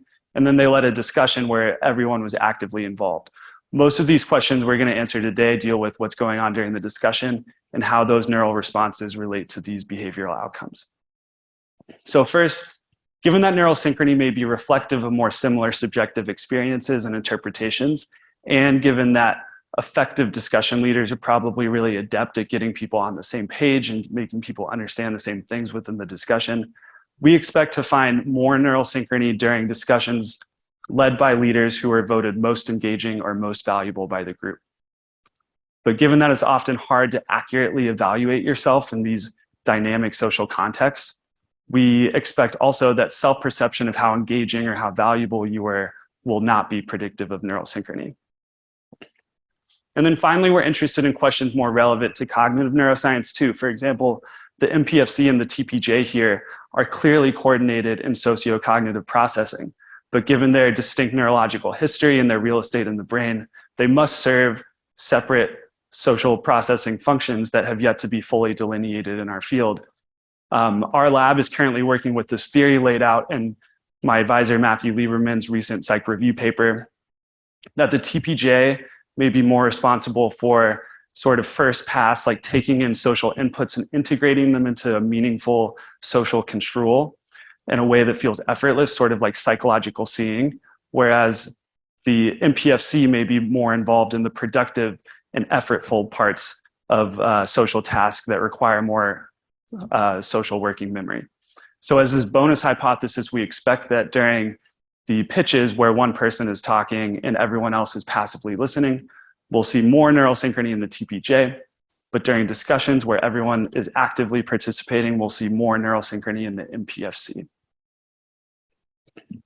Now, beginning with nominations for who's most engaging as a discussion leader, when looking at synchrony scores during discussions led by the people who were voted most engaging by the group, we see greater group level neural synchrony in the TPJ. The data also suggests that the MPFC synchrony between discussion followers will be higher during a most engaging person's discussion as well. Now, staying in the MPFC, even when we look at the proportion of most engaging nominations that a discussion leader receives, we see a positive trend where more most engaging nominations is associated with more MPFC synchrony among the followers of that discussion. And what's interesting is while these group level perceptions are predictive of neural synchrony, self-reflective perceptions of how engaging you were are pretty inaccurate. No matter how you cut it, there's zero correlation between group neural synchrony scores and people's perception of how engaged others were while they were speaking. This is true for the TPJ, the MPFC, and all other outcomes that we tested. Even when we take out these potential outliers on the left, we still find the same null result. We see similar trends when we look at discussions led by group nominated most valuable members. Looking at the TPJ first, during discussions led by people who were voted most valuable by the group, we see greater group synchrony in the TPJ compared to discussions led by those who were not voted as most valuable. We find no difference in the TPJ synchrony between discussions led by people who self-nominate themselves as most valuable versus those who do not. And when we calculate the proportion of most valuable nominations received, excluding those self-nominators, we see a positive relationship between nominations received and the group's neural synchrony score in the TPJ. These results are replicated across the medial prefrontal cortex as well. Discussions led by group nominated most valuable members induced more synchrony than discussions led by everybody else. We still find no difference between discussions led by those who self-nominate versus those who do not self-nominate. And there's still a positive relationship between the proportion of most valuable nominations somebody receives, excluding self-nominations, and their group neural synchrony score during their discussion. So as a whole, these results suggest that by using fNIRS in these group neuroscience experiments, we can gain insight into social psychological questions relevant to real-world groups like leadership and communication. But this last question can shift the lens to cognitive neuroscience, and it tries to tease apart the function of the MPFC and the TPJ. Now, fNIRS allows us to have an experiment with realistic yet varied social demands that impose different pressures on the human brain. In this case, during a pitch, one person is speaking, everyone else is just attuned to that singular input from that person.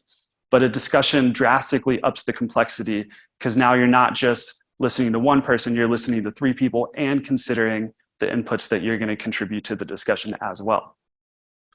So given these differences and in line with what we expect, we find that the The TPJ synchrony with the leader is stronger than the MPFC synchrony during the pitches while one person is speaking and everyone else is passively listening.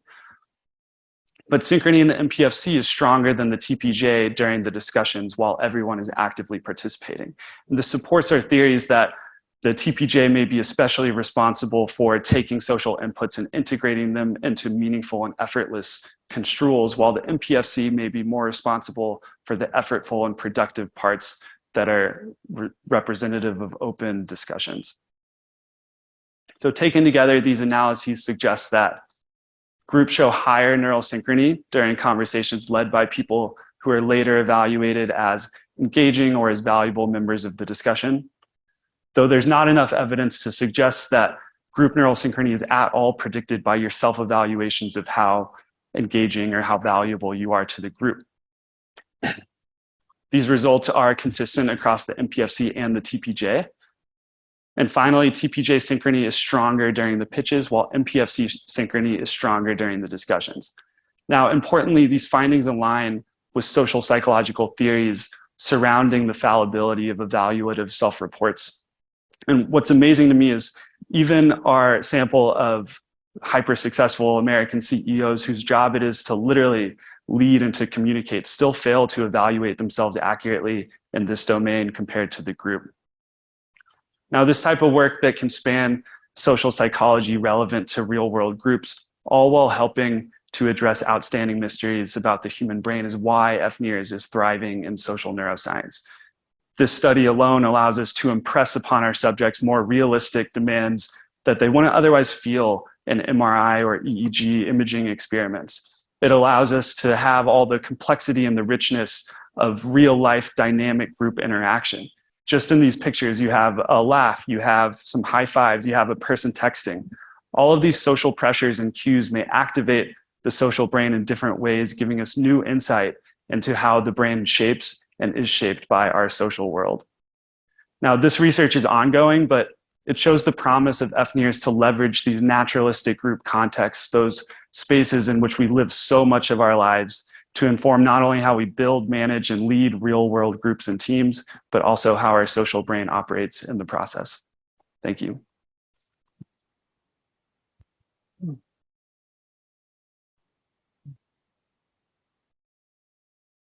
So, any questions? Okay.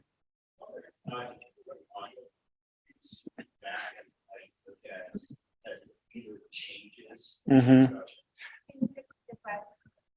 The question was, did we do any audio recording so we could go back and look at how things change when the leader changes? Yeah, we did. We have audio and video, and that's the next step that I'm working with in this data set, because I think it'd be really cool to do like linguistic analyses and semantic similarity analyses. I'm also interested in how synchrony relates to like how much somebody was actually talking in the experiment. This data doesn't take that into account, but we have that possibility, and we will. Yeah, thank you. Thanks, really interesting. One quick question, please. Yeah, really interesting talk, thank you. I was just wondering about like if you, I may have missed this, but if you kind of thought about the relationship between the people, because if these are like CEOs and like business people, they may kind of know each other to differing degrees, and if you kind of looked into that at all, and also like if that impacted the shared understanding that may have been driving the neural synchrony, if they had a similar area or something more than other groups. Yeah, so we made sure that the people didn't know each other beforehand. Mm-hmm. But you're driving at a really important point here, and that's like the individual differences in the people in the group will obviously affect neural synchrony, and that's something that we're looking at in future studies. Your last point there about what was your last question? So my last point is just about like the shared knowledge of the same kind of topic that they're discussing about, like if it's more similar or more distinct. No, that's a really good point. We didn't get that information, though we should have. I feel like that could definitely have an impact on how people are able to like communicate. They probably develop some shared semantic space working in the same field over so long. Yeah, great. Thanks. Thank you. Okay. Sorry, no time left, so it's finished. I'll be around, so. Thank you very much. Thank you. Okay, so the last talk is Li-Hui Li from Stanford University. The title is Dynamic Interbrain Synchrony in Real-Life Creative Problem Solving, fNIRS-based hyperscanning study.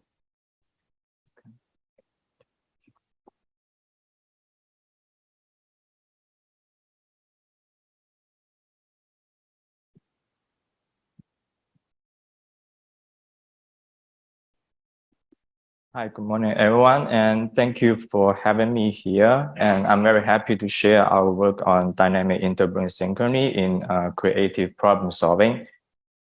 So team collaborations is a critical element of the human social interaction and a key factor driving the economic growth and social progress. So as we know, group collaboration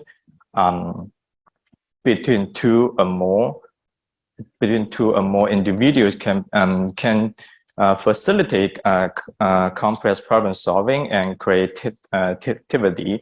And this type of social interaction is recognized as one of the pivotal characteristics that fundamentally distinguish from the other species. And exploring the neural mechanism behind team collaboration is not only important for understanding our social nature, but also provide a critical references to clarify the neurobiological basis of social deficits in patients with brain disorders such as autism disorder. And in terms of neural mechanism, one key question we may ask is how one's brain communicates with another during social interaction. And for the past decade, the hyperscanning seems to be a good solution. And among all available techniques, as we know, fNIRS features good mobility, flexibility, as well as good resilience to motion artifacts, which has enabled us to study interbrain synchrony during social interaction. Here we have to mention a milestone work that has been published at the very first fNIRS hyperscanning study published by Xu Cui, which is also a former postdoc in our lab. And he is the very first one to use the fNIRS to study the interbrain synchrony during cooperation and competition tasks. And since then, the study design and the data analysis method has been trigger a rapid development of fNIRS based hyperscanning studies in the whole community. And here we need to ask at current stage we need to ask two questions or two considerations we need to pay attention to. And the first is in the classic fNIRS hyperscanning analysis, the magnitude of the interbrain synchrony is typically computed by averaging the coherence values across the whole time, the whole experiment task, and we argue that this calculation might ignore the dynamic nature of the interbrain synchrony. And the second is that the majority of the studies has been focused on testing the difference, testing the interbrain synchrony difference as single channel or region of interest base. But we know that social interaction should be controlled by a series of subnetwork within the brain. So it's really important to identify such subnetwork during social interaction and to validate how they affect our behavior during social interaction. Then here comes our research goal. First, we want to implement an approach to characterize the modular interbrain synchrony pattern during social interaction and to explore the temporal dynamic of the IBS during team collaboration. And finally, we want to investigate how the dynamic IBS pattern are associated with the behavior during social interaction. So here's the study. We have 20 diets, and with balanced number of female and male, and we use a problem-solving task, which is about 10 minutes. And within the task, the participants are asked to work together to generate a product that could encourage people to vote. And here we can see the like some example of the products. And for data acquisition, we use NIRS board and we place 22 channels on the left hemisphere. And we can further group this channel into 5 key regions of interest. And we also assess the behaviors. The first is we video coded the team collaboration level using a Likert scale from 1 to 7. And we also we also assess the creativity of the participants after task using the alternate uses task, and this including the fluency score and the originality score. Here we adopted a dynamic interval synchrony analysis pipeline. So we calculate the wavelet transform coherence across the entire time. But instead of average the values over the time, we use a sliding window to segment the data into a small short window, and then we can construct the IBS matrix for each window. Then we can use a k-means clustering algorithm to cluster this short window into several clusters. This represents the main IBS state during the social interaction. And here, in this study, we can identify 4 main IBS states during the task. We further run the permutation test to identify the real IBS connection within each state. And the red color here, the red color indicate increased IBS, and the blue color indicate the decreased IBS. And surprisingly, we can see at state 2, it includes 3 decreased IBS at the anterior prefrontal cortex, the posterior STG, and the TBJ. In terms of the time variant pattern, here we show example of one subject, and we can see that the IBS pattern during the team collaboration is time variant. And we can also see that the IBS pattern is dominated by a specific state during within a certain time period. We further extract the 3 indices to quantify the dynamic IBS state, and it was the first one is the transition number between the state, which is about how active this IBS state during the collaboration. And we also look at the occurrence rate and the draw time of each state, which represent the importance and the stability of each state. Then we look at the association between the dynamic IBS state and the behavior during the team collaboration. And so first we found we found that the switch number, which is the transaction number of the IBS state, is negatively correlated with the creativity of the participants, including the fluency score and the originality score. That is, the higher creative individual display less transition among the IBS state during this social interaction. And it further implies that participants with high creativity ability tend to stay within a more stable IBS state to allow for more creative thinking during this problem-solving task. And for the occurrence rate, and here we found that on the left side, we found there's a negative correlation between the team cooperation level and the occurrence rate of the state 2, which is we define as a negative network. So we can see that better team cooperation is associated with lower occurrence rate of this negative network. And on the right side, we can see a positive correlation between the occurrence rate and the creativity of the participants. So that is that the higher occurrence rate of the state 2, sorry for the typo, is related to the higher creativity ability of the participant. And so combining with the team cooperation level, we hypothesize that individual with higher creativity ability may not expect to enhance the interaction with their partner, especially when they find it's difficult for them to utilize and combine their own idea with others' idea, which eventually lead to the worst team cooperations.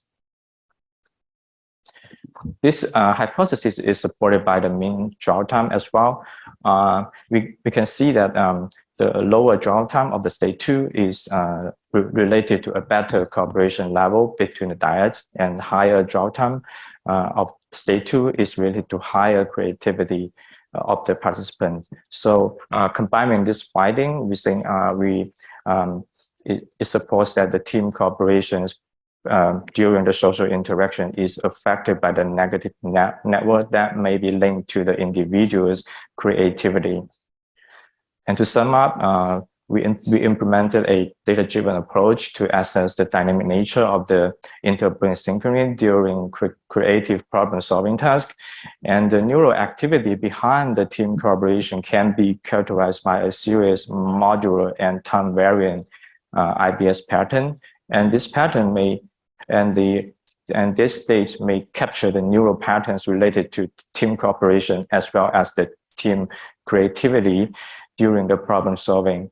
And finally, I want to mention two challenge or limitation in our study. And the first is we only cover the left hemisphere because due to the constraint of the octal number, and we think this may not be sufficient to identify the comprehensive IBS state during the social interaction.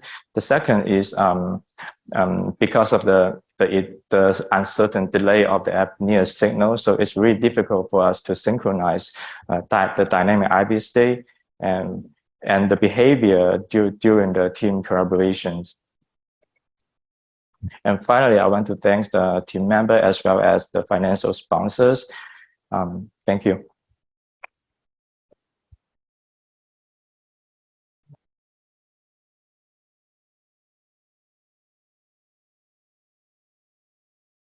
Okay.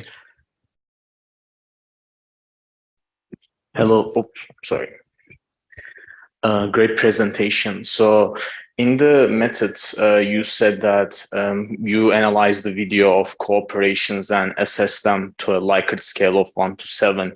1 is worse cooperation, 7 is better. Did you use independent raters for that, or some other measures to assess that cooperation, level of cooperation? Yeah, good question. So we use two independent raters to video code the behavior, and then we calculate the ICC. And it's about 0.8, so it's kind of reliable, we think. Okay, thank you very much. Thank you. Any other questions? Okay, so we'd like to close this session. Thank you very much. Thank you.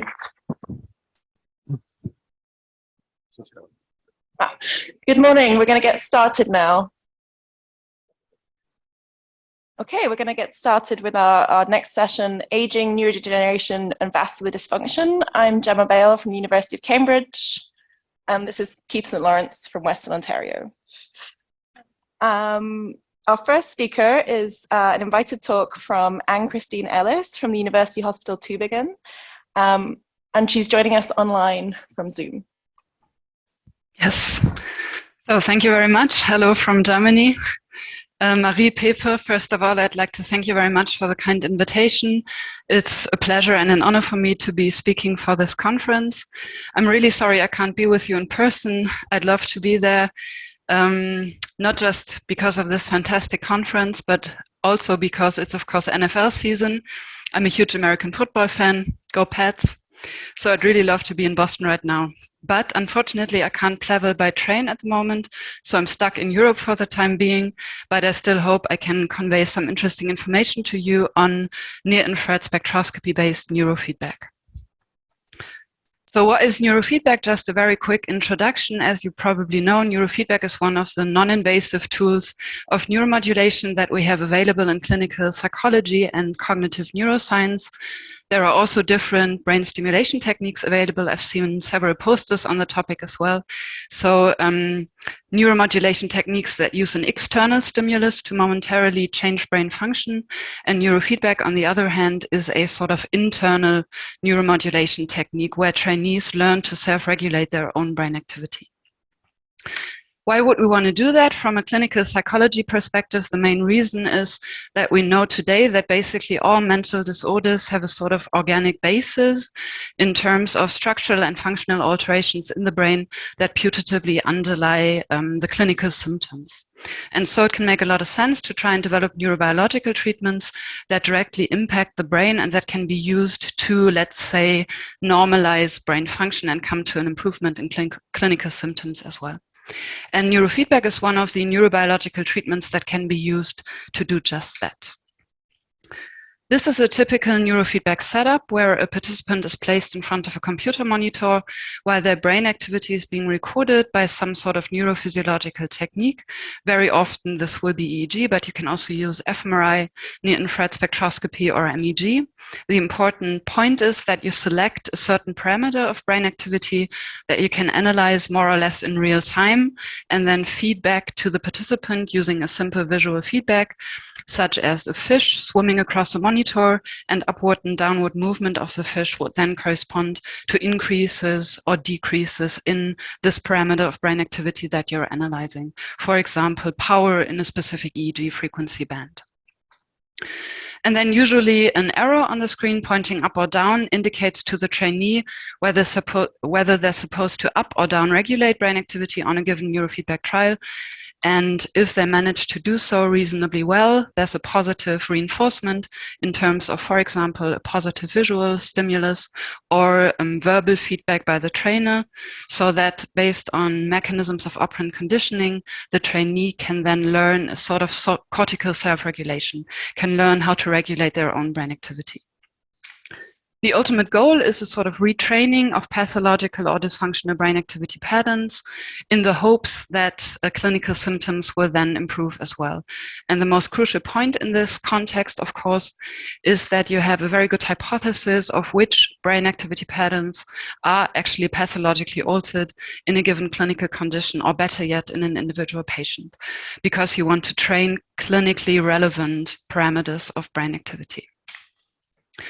The main application of neurofeedback in clinical psychology and in psychiatry is still ADHD, so attention deficit hyperactivity disorder.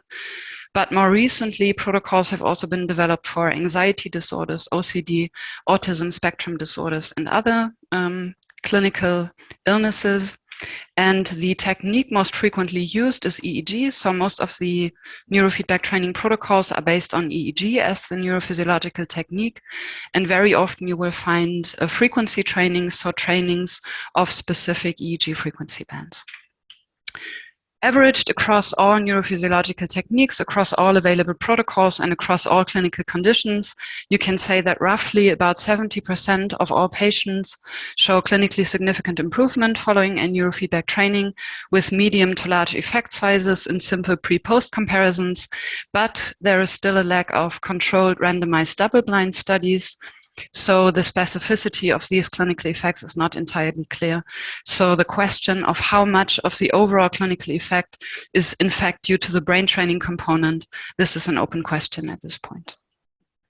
Nevertheless, the main advantage maybe of neurofeedback is the longevity of the effects. If you see clinical improvement, this is usually long-term, but the method is very time-consuming. For EEG-based neurofeedback training, you often need 30 sessions or even more to achieve stable learning effects. And this is one of the reasons why researchers have started to look into other neurophysiological techniques that might also be used for neurofeedback trainings, and hemodynamic methods specifically seem to lead to quicker learning in neurofeedback training. So myself, so my own group and others have also tried to implement near-infrared spectroscopy as a clinical neurofeedback tool, and this is what I want to talk about on the next several slides.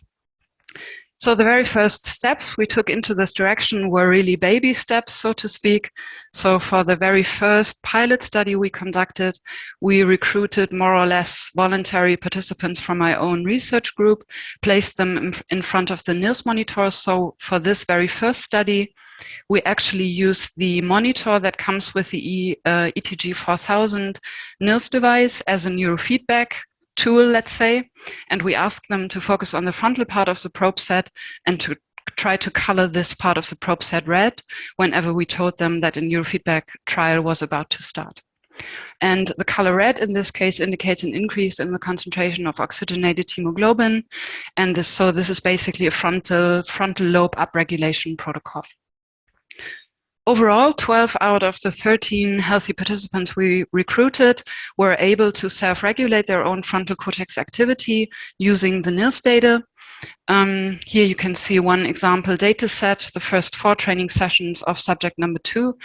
And here you can see sort of a learning effect across the first 4 training sessions. So this participant managed increasingly well to upregulate her frontal lobe activity in a neurofeedback trial. But overall, at the group level, we saw no systematic learning effects across 8 training sessions in this first study. And we think that this might have been due to ceiling effects. The participants were mostly medical doctors, psychologists with a putatively relatively good frontal lobe function.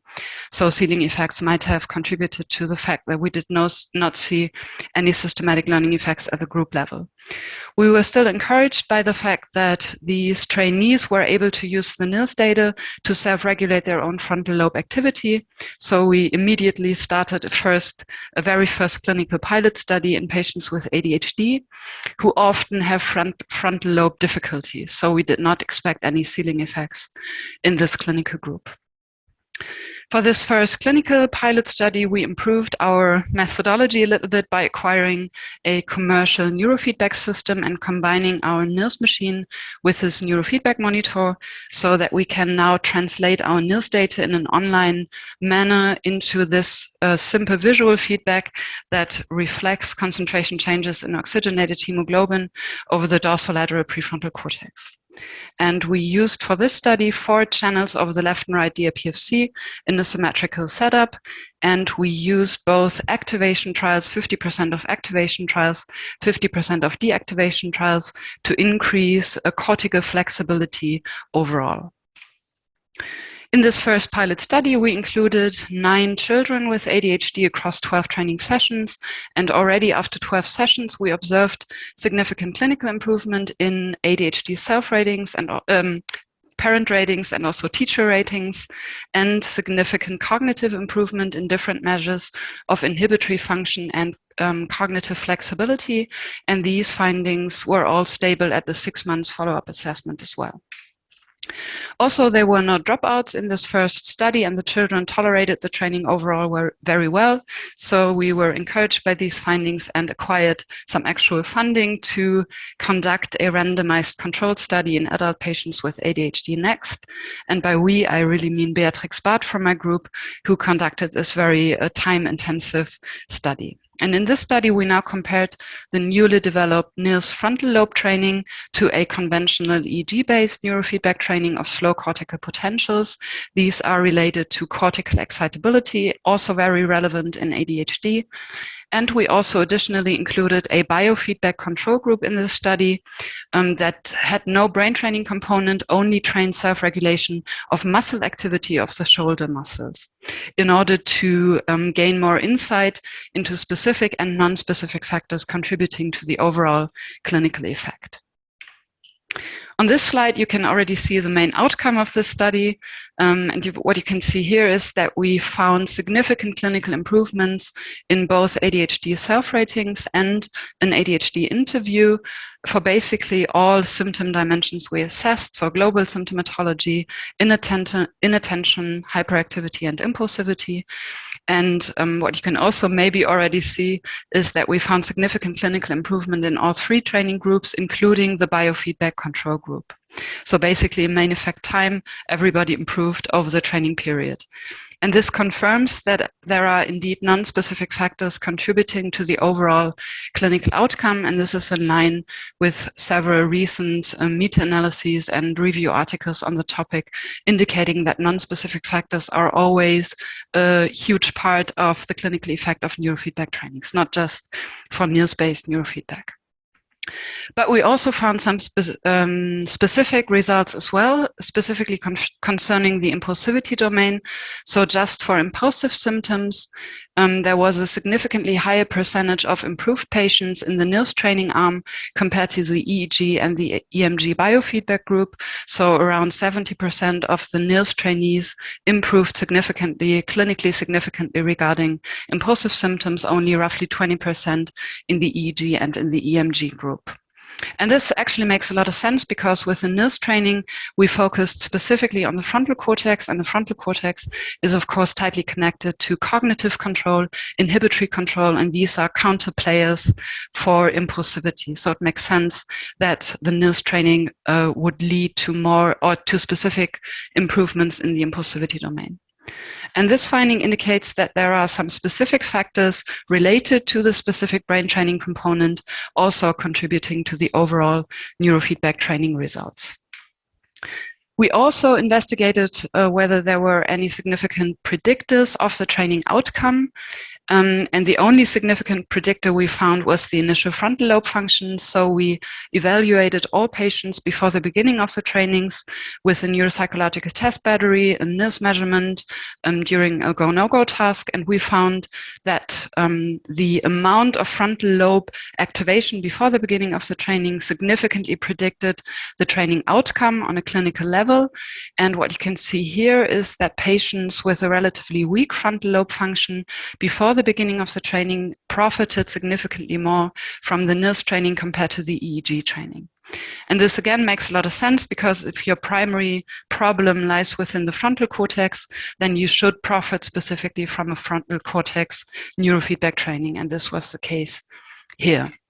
And this is an indication that it could make a lot of sense in the future to try and individualize neurofeedback training protocols and not just treat all patients who come to one research group or to one clinical practitioner with the same protocol that you've implemented in your lab, for example, but to do some sort of evaluation first, maybe conduct a neuropsychological test battery and identify problematic areas for the individual patient, and then pick neurofeedback training parameters that are specifically targeted to this individual patient. And this might increase overall neurofeedback effects, efficiency, and also the specificity of the training effects. And with that, I'm already coming to important current developments in this field. The first development concerns the implementation of individualized neurofeedback. Another important current development concerns the attempt to bring neurofeedback training into a symptom-relevant context. The idea is to, from the beginning, facilitate the transfer of learned self-regulation strategies into clinically relevant real-life situations. And in order to do that, you want to have a training situation that's maximally similar to symptom-relevant real-life situations. And this is why we used virtual reality to create a virtual classroom environment where neurofeedback training can directly take place for children and young adults with ADHD again. So learning school context is difficult for patients with ADHD, so this should be a good training context. And this study was implemented by Justin Hudak and Friederike Blume, formerly from my group. And here in the virtual classroom setup, an arrow on the board behind the teacher indicated on every neurofeedback trial where the frontal lobe activity was supposed to be up or down regulated. And the feedback signal was then the brightness of the light in the room. So the brighter the light in the room, the stronger the frontal lobe activation in a given moment. After each trial, 0 to 3 smileys on the board behind the teacher indicated how well the trainee had done. And we've already completed and analyzed a pilot study in highly impulsive young adults where we compared the newly implemented frontal lobe NIRS training to an EMG biofeedback training, again, both in this virtual reality setup. What we found here was a significant improvement in inhibitory control only in the experimental group. So in the NIRS neurofeedback training group. Here you can see a significant reduction in the number of false alarms in a go-no-go task from baseline to post-measurement, so increased inhibitory control that was accompanied by a normalization of the prefrontal bolt response in the post-measurement compared to the baseline. Both was not the case in the EMG biofeedback control group. And this indicates that this NIRS frontal lobe training was possible in the virtual classroom scenario and led to an improvement in inhibitory control, cognitive control in impulsive individuals. So we next conducted a training study in children with ADHD, and here we implemented a second control condition where we performed NIRS frontal lobe training in a 2D environment to also isolate the effects of the VR environment, and gain more insight into specific and non-specific factors. And these data are currently being analyzed. So one second important current development concerns the implementation of adaptive neurofeedback trainings. All the protocols I've introduced to you up till now were standardized protocols, both across participants and across training sessions. So basically, in all training sessions, more or less the same procedure occurred with the same length of neurofeedback trials, rest trials, etc. And one current idea is that neurofeedback training could become more efficient if it was conducted in an adaptive manner, for example, based on the current symptom states of a patient. And our first attempts in this domain were in the context of schizophrenic illnesses, specifically patients suffering from auditory hallucinations. So one of the major neurobiological theories behind auditory hallucinations is that these hallucinations occur due to a hyperactivity, a hyperarousal within the auditory cortex. And if this was the case, then it would make a lot of sense to try to use neurobiological interventions to downregulate activity in the auditory cortex in the absence of acoustic stimuli to counteract the development of the auditory hallucinations. And we tried to implement a neurofeedback protocol that should give patients a tool to downregulate the activity in their own auditory cortex during an acoustic hallucination. So for these studies, we moved away a little bit from the frontal lobes and instead focused on a temporal region of interest, the posterior superior temporal gyrus specifically, that has been strongly connected to auditory hallucinations. We again included activation and deactivation trials in this protocol, but with a stronger emphasis on deactivation trials, 80% of deactivation trials compared to 20% of activation trials. Here are some example data sets. Patient number 1, patient number 3, you can see depicted here are deactivation trials. So where downregulation of STG activity was asked of the patient. And you can see here that patient number 1 had a pretty good learning effect across the first 9 or so training sessions with increasing amounts of deactivation. Then a short break in the training and afterwards a little bit of learning again, but not as robust as for the first part of the training period. For patient number 3, you can see that he was very well able to deactivate his STG activity from the beginning of the training, and both patients showed or profited clinically from the neurofeedback training. They showed -10, -12 points in the PUNS rating, which is a prominent rating of psychotic symptoms. And also, both patients reported a decrease in the frequency of auditory hallucinations in their everyday life. And then there was patient number 2. And as you can maybe see, these are again deactivation trials. And especially for the right hemisphere, this patient did not manage at all to achieve deactivation of her STG in any of the training sessions. And this was also a patient who hallucinated a lot during the neurofeedback training. And so we started thinking about how we could maybe adapt the training, make it more suitable for this individual patient. And we started thinking about applying an adaptive protocol. And I should say that this patient also did not profit as much clinically from 15 sessions of neurofeedback training and reported no change in the frequency of her auditory hallucinations. So we started thinking about implementing an adaptive symptom-based protocol for her, and what's the idea behind that? So having another look at the literature, we noticed that actually while the STG is usually strongly activated during an acoustic hallucination, right before the start of an auditory hallucination, there seems to be a pronounced dip in activation within the STG, so deactivation of the STG.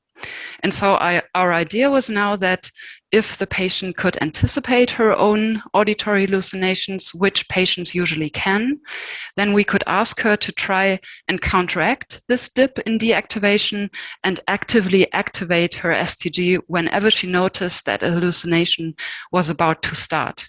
So in this adaptive symptom-based protocol, we now ask the patient for every neurofeedback trial to try and downregulate her STG activity whenever no hallucination was present or when she was currently hallucinating, but to try to activate her STG whenever she anticipated a hallucination to occur soon, to counteract this dip in STG activation right before the start of hallucination. And now with this modified protocol, as you can see, the whole picture changed. So these are again deactivation trials. And you can see that suddenly she was able quite well on several training sessions to deactivate her STG activity, which she had never been able to do before. And specifically for so-called soon trials. So when she anticipated a hallucination to start soon, she had very high success rates. You can see always here in light shade the total number of soon trials that occurred during one neurofeedback session, and then in darker shade, the proportion of successful regulation trials. And you can see here that especially during the second half of the training period, success rates were very high, and also the number of hallucination trials that occurred during the training were suddenly very low. So it seemed as if with a better regulation success right before the start of hallucination, she was partly able to prevent the hallucination to occur. And this was confirmed by a significant negative correlation between the number of successful soon trials and the number of hallucination trials that occurred during one session. And now suddenly the patient also reported a decrease in the frequency of her auditory hallucinations in her everyday life and an increase in perceived control over her hallucinations, which led to an overall increase in her self-reported quality of life. So another important perspective could be to implement such adaptive protocols in the future that are based on current symptom states, or maybe that are based on current brain activation states. This is an interesting study conducted by Justin Hudek, formerly from my group, now in Utah again. And he found that specific connectivity patterns in the brain predicted successful neurofeedback training trials. Specifically, strong connectivity between the inferior frontal cortex and the parietal cortex predicted a subsequent successful neurofeedback trial. So another idea to implement adaptive neurofeedback systems could be to continuously monitor connectivity states in the brain and then start neurofeedback trials once an optimal baseline activity or connectivity pattern has been reached in terms of strong activity in the attention network of the brain, for example. And this might also further improve the efficiency of neurofeedback trainings, maybe lead to quicker and more robust learning effects.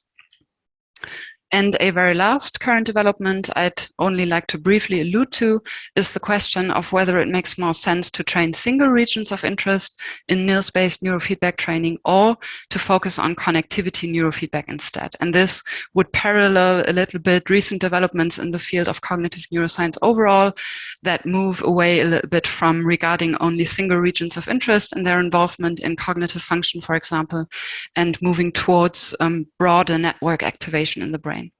And my colleague Beatrix Barth from my group has just finished a very interesting study on the topic where she compared, amongst others, a single region neurofeedback to functional connectivity neurofeedback, and she found an increased subjective experience of flow during the connectivity feedback compared to the single region feedback, and also less cognitive involvement, less cognitive burden during the training of functional connectivity feedback compared to single region feedback. And this indicates that maybe it's more intuitive for the brain to regulate broader networks instead of training activity only in single regions of interest isolated. Yeah, so where clinically reasonable, it could be a good idea to train cortical networks instead of single regions of interest in the future. So to conclude, from my perspective, NIRS-based neurofeedback is a very interesting complementary treatment option in clinical psychology and psychiatry, especially for patients with ADHD and auditory hallucinations, but also for anxiety disorders. So we've also implemented a protocol for social anxiety. We see specific advantages of NIRS-based frontal lobe training on symptoms of impulsivity, and impulsivity is a symptom domain not just relevant for ADHD, but also, for example, for addiction. So this could be another interesting application in the future.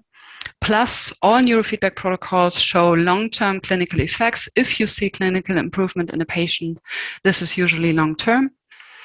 However, the question of the specificity of the training effects remains.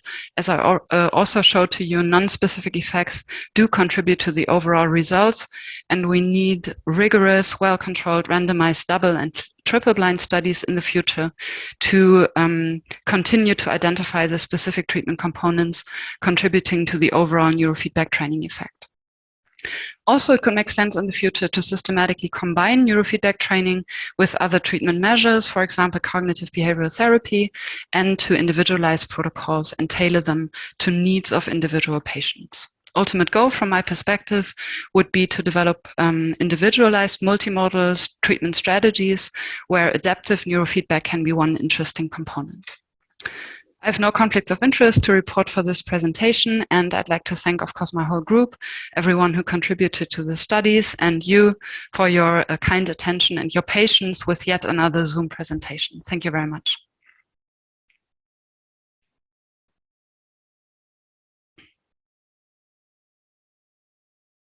Very much. Thank you very much. That's beautiful work. We've got time for 2 quick questions. Thank you very much for the presentation. My question is on the definition of success in neurofeedback. Is that sort of like a benchmark you set ahead of time, or is it individualized per person? And what are your thoughts on defining successful trials? Yeah, this is a very good question. So success during one trial is usually defined. So usually you focus on the second half of the training segment. So for our NIRS training, we used 30 seconds of up or down regulation, and we focused on the second part, so the last 15 seconds.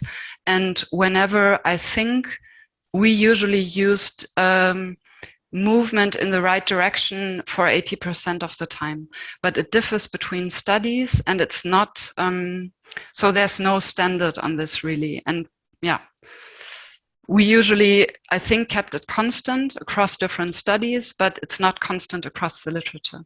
So this is a difficult question, as is what is a successful neurofeedback training overall. So there's also a lot of discussion of how to define learning in neurofeedback training. Do you compare activation to deactivation or activation to a rest period? So this is all not standardized across research groups, unfortunately, at this point. Thank you very much. Thank you. It was really a food for thought. So as this is an aging session, this question came up that do you have experience with aged population? Like how well does neurofeedback works in this population? And specifically, what is your opinion about whether this intervention can be applied to slow down cognitive aging, age-related cognitive decline? Mm-hmm. So this is a very good question. So I myself have not conducted any studies on dementia or something like that, but some of our studies had huge age ranges. So also older participants were included, and this was very well possible. And also the literature overall says that age is not a significant predictor of neurofeedback success. So independent of age, you should be able to train well in general. And regarding as long as you don't have too much cortical atrophy, in which case your NIRS signal could actually suffer, of course. This would maybe be a problem of sensitivity of the data in that case. And regarding the second part of your question, whether this could be used to slow down cognitive decline, this is a very current, very interesting question. There are some indications in the literature that you can improve different cognitive domains, also in healthy populations. So against this background, it should be as long as there is room for improvement, there should be ways to improve cognition using neurofeedback training, but I don't have a good overview of a dementia literature. Yeah, but I would say, why not try it? There's not a lot of negative effects of neurofeedback trainings, so it probably can't hurt. And the focus and concentration on the training itself should already give you some non-specific effects. So I would be quite hopeful to see improvement, but I don't know. Thank you. Thank you very much. Welcome. Thank you. Our next speaker is also on Zoom. We have Lisa Kobayashi-Frisk from ICFO.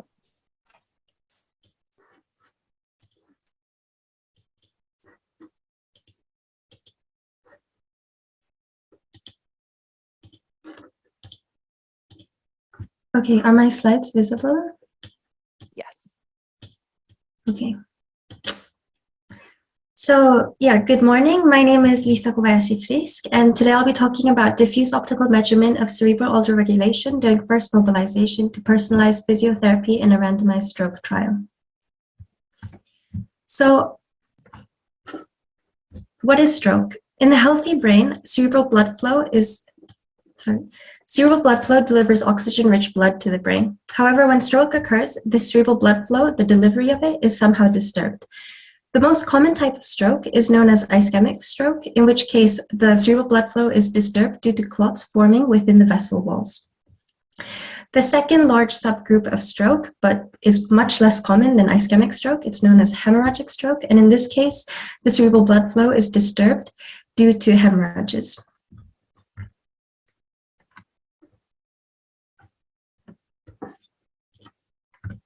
So stroke affects certain regions of the brain.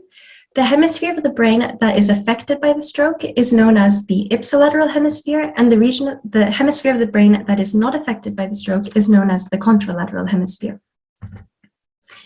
And the burden of stroke is huge. It affects around 1 million people annually. 50% of the survivors survive with chronic disability, and the cost of the stroke, so the cost of both hospitalization as well as the long-term care, lies at around 45 billion euros annually. These are statistics from the EU. So the economic and social burden of stroke is huge. However, I think it's also important to say that stroke is also considered as one of the 10 great public health achievements. So one of the ideas in order to improve stroke therapy and outcome for patients is to apply early mobilization protocols.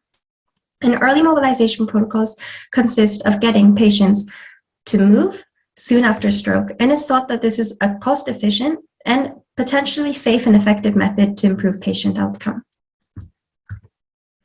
So even though it's a really simple idea, early mobilization wasn't seriously discussed until around the late 80s, early 90s.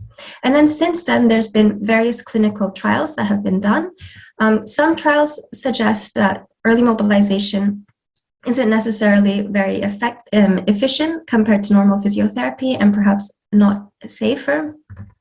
And other trials suggest that early mobilization is both safe and efficient. However, these trials, they do contradict each other sometimes.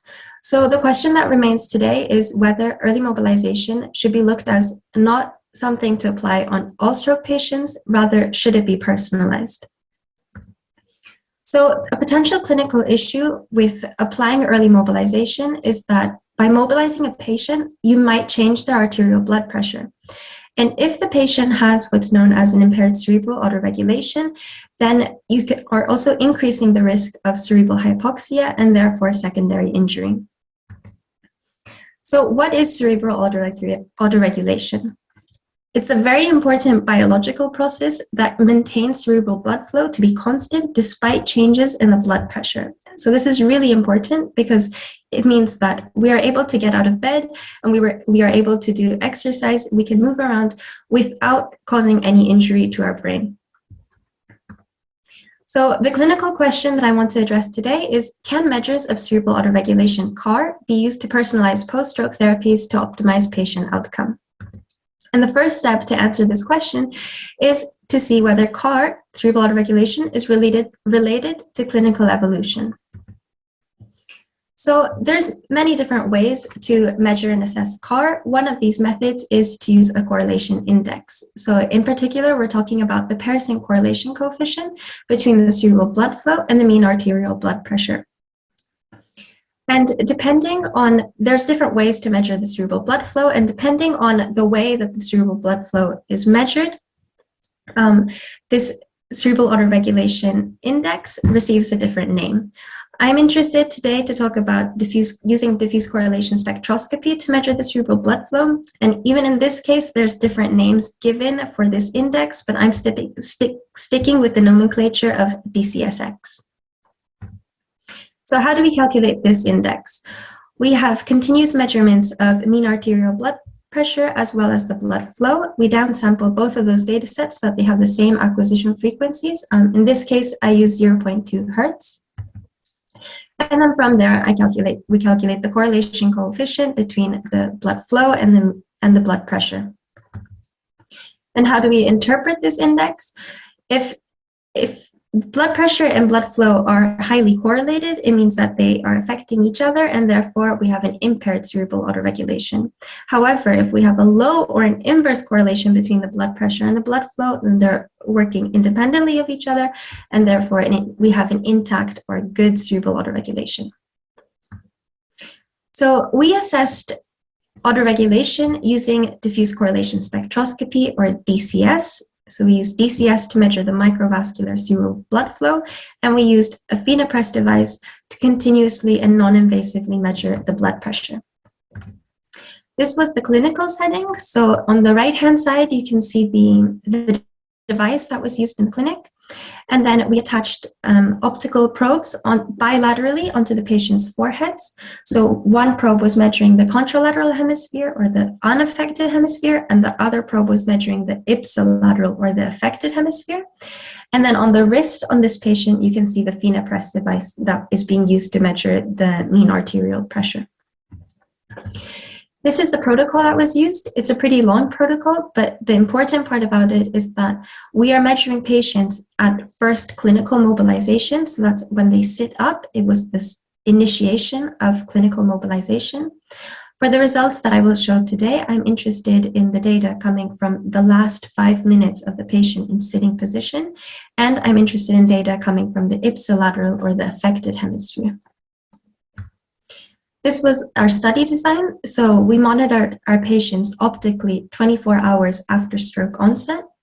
After we measured the patients using this protocol, then we randomized the patients into two groups. One group of patients received the regular amount of physiotherapy, and the other group received an intensive, so more physiotherapy. But today I'm not going to be talking about the differences between these two groups. So these are our selected inclusion and exclusion criteria. Our inclusion criteria were left rather broad, but the exclusion criteria were much more strict. So patients had to be in a stable neurological and medical condition, which included having good acceptable values of systolic blood pressure, heart rate, and oxygen saturation. That led to the following demographics being studied. So in total, we measured 106 patients with the following clinical risk factors. And on admission, their stroke severity was classified as being moderate. But by 24 hours, when we measured our patients, most of the patients had improved, and therefore our stroke severity was considered to be mild. And looking at results, so here you can see a box plot of how the autoregulation changed throughout the protocol where we measured our patients. In the further results, I will only be talking about patients, 68 patients out of the total 106. And this is due to many reasons. One being that some of our patients could not tolerate the entire protocol, so we could not measure all patients at a sitting position because they could not sit. We also had some issues with the data quality of the blood pressure. So the clinical outcome that we are interested in is related to a safety outcome. So we were interested in looking at neurological deterioration. And neurological deterioration was defined as an increase of at least 4 points on the NIHSS scale during hospitalization. And this NIHSS is the National Institutes of Health Stroke Scale. It's a clinical scale that measures stroke severity. And it's a scale that goes from 0, meaning there were no symptoms, to 42, which means that the patient has a very severe stroke. And just as a reminder, we're talking about patients that had mild to moderate strokes in general. So these are our results. From left to right, you can see the DCSX, which is the cerebral autoregulation index, the absolute cerebral blood flow, and also the mean arterial blood pressure. And these are separated between the patients that did deteriorate neurologically, highlighted in pink, and those that did not. And what we see here is that there's no significant difference between neither the cerebral autoregulation index, the absolute blood flow, or the blood pressure between those patients that did deteriorate or did not deteriorate. But what we do see is that no patient who did deteriorate had a DCSX value of less than 0.2. So the next step in our analysis, we looked at logistic regression models where the outcome variable was the neurological deterioration. So did they deteriorate, yes or no? And we included the variables of age, stroke severity, and the DCSX measured on the ipsilateral hemisphere at first mobilization. And this was done in order to answer the question whether DCSX, so the cerebral autoregulation status, was significantly associated with the occurrence of neurological deterioration. And the result of that analysis was that yes, the autoregulation status is significantly associated with the occurrence of neurological deterioration. The odds ratio is greater than 1, suggesting that with higher DCSX values, so the more correlated blood pressure and blood flow are, the higher the probability is of developing neurological deterioration. Also, we determined that with thresholding the DCSX at around 0.6, we could determine with a sensitivity and specificity of around 70% whether a patient had deteriorated or not within our studied group. So DCSX at first mobilization is significantly associated with the probability of the occurrence of neurological deterioration. So I'm going to finish my talk here. To conclude, cerebral autoregulation measurements may identify patients who will deteriorate and therefore may not benefit from an intensive physiotherapy plan. I haven't shown all the analysis. We have also looked at efficiency outcomes and the differences between standard and intensive physiotherapy groups, but in general, we have a rich data set of physiological and cerebral data to look at. That's all. Thank you very much.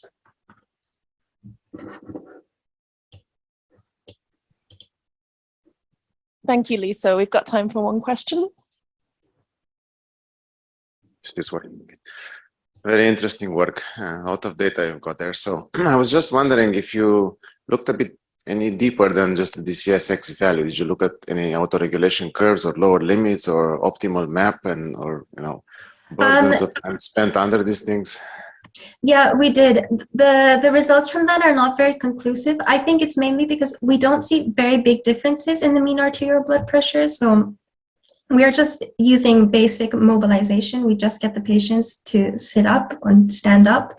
So we're not inducing huge ranges and variations in the mean arterial blood pressure, which complicates that analysis a little bit. So one other quick question. Your average map value was 120, I thought. That's very high, right? Does that have any meaning? Well, they are, I mean, they're not healthy subjects. So perhaps due to this, they did have a stroke. So it's... Okay, thank you. Thank you very much. Thank you. Our next speaker is Augusto Bonilauri from Politecnico Milano.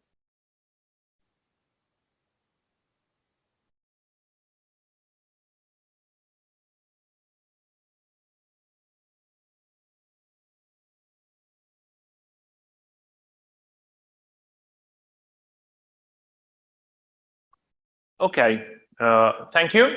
Thank you for the introduction. Thanks for having me at this conference. Today, I'm going to present you some preliminary results we get from an ongoing work to assess Parkinson's disease cortical activation associated to our telerehabilitation program. So as the quality of life increases, so we do have an increased burden of chronic neurological disorders over healthcare system, and especially of Parkinson's disease. In this context, the multi-component, so motor and cognitive rehabilitation of Parkinson's disease assumes a valuable strategy to contrast both the disease progression and foster brain plasticity mechanisms. However, at the moment, in this context, we still have a few fNIRS applications that look ahead to the longitudinal monitoring of these pathologies, and needless to say, the fNIRS can be a viable ecological monitoring tool of rehabilitation, since able to provide multiple functional measurements of brain activity occurring throughout time, so rehabilitation or a therapeutic effect. So the aim of this preliminary analysis is to investigate the cortical activation of PD patients in association to patients that have followed 2 different rehabilitation programs, and looking this data at pre and post rehabilitation stages. So data that I derived from the CDRB project, which is a telerehabilitation longitudinal study paired to a crossover randomized trial.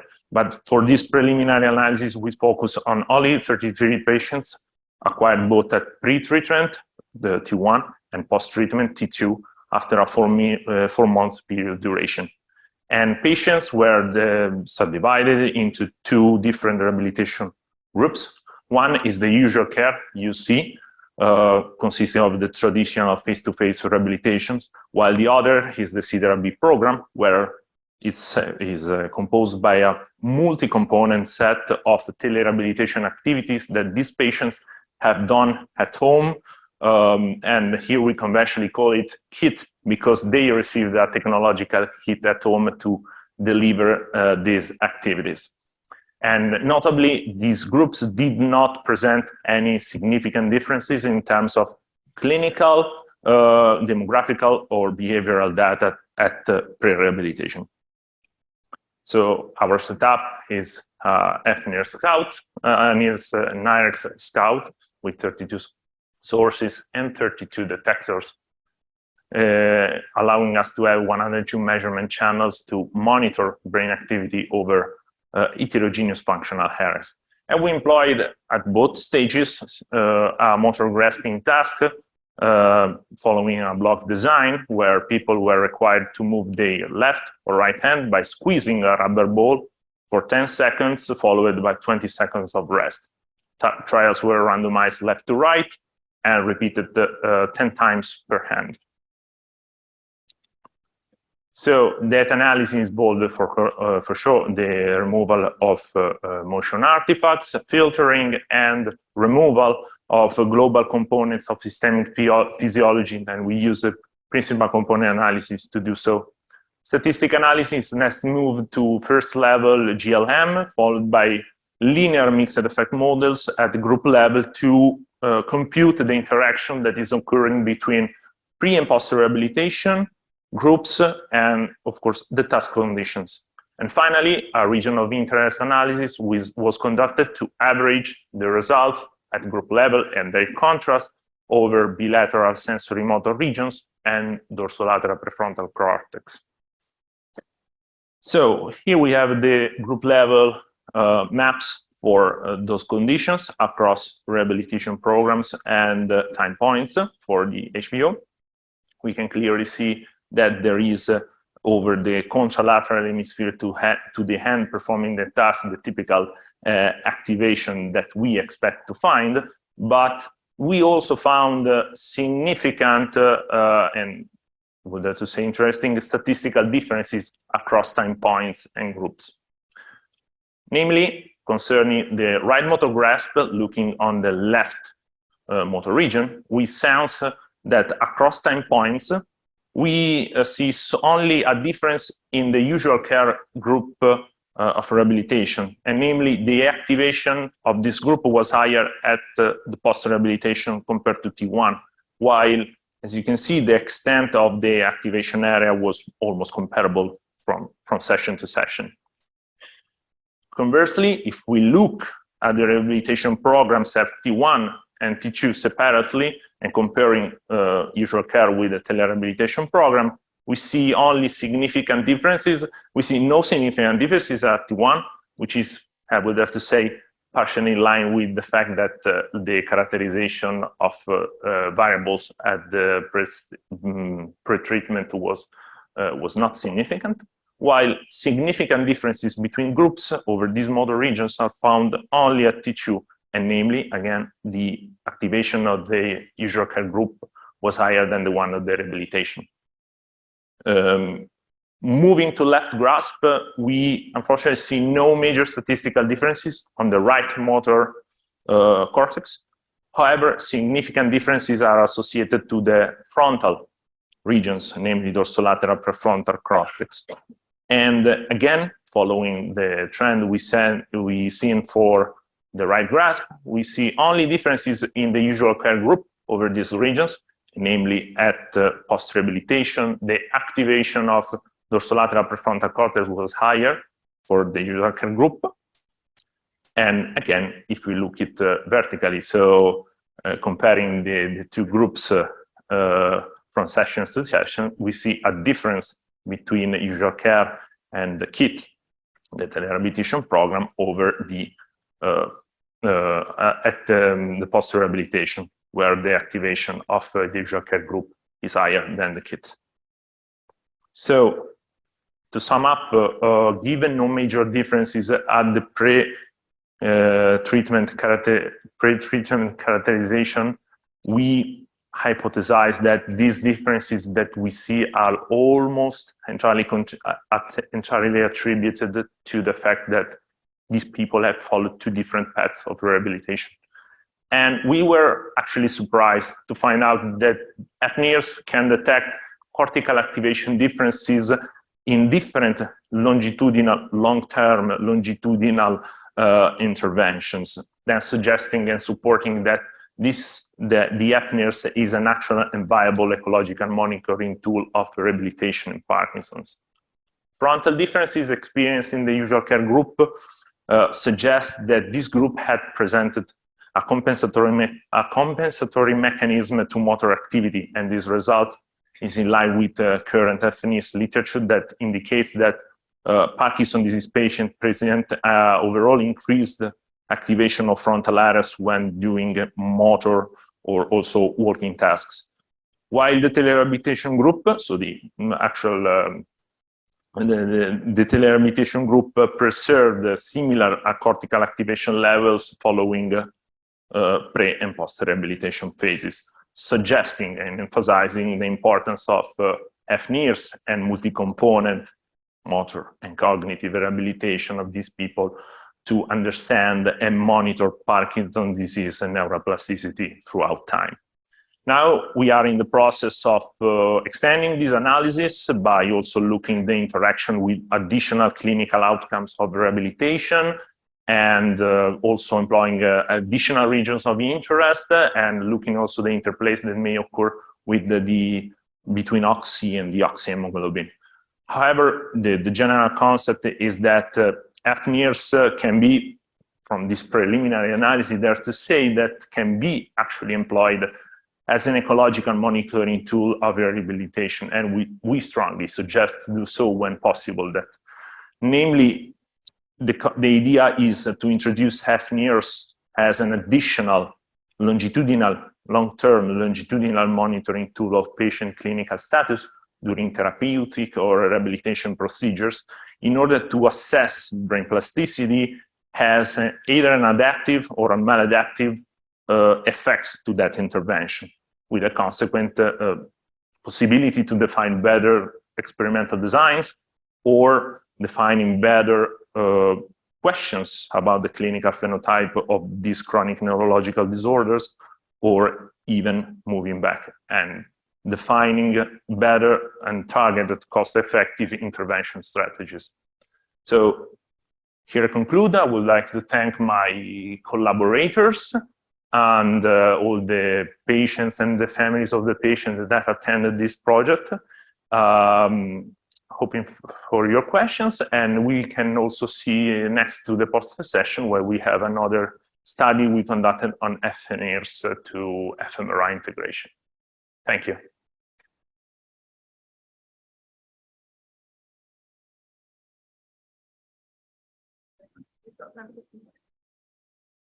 Hi, thanks for the great talk. I'd like to know if we have to take a special care of motion detection and correction with Parkinson's patients.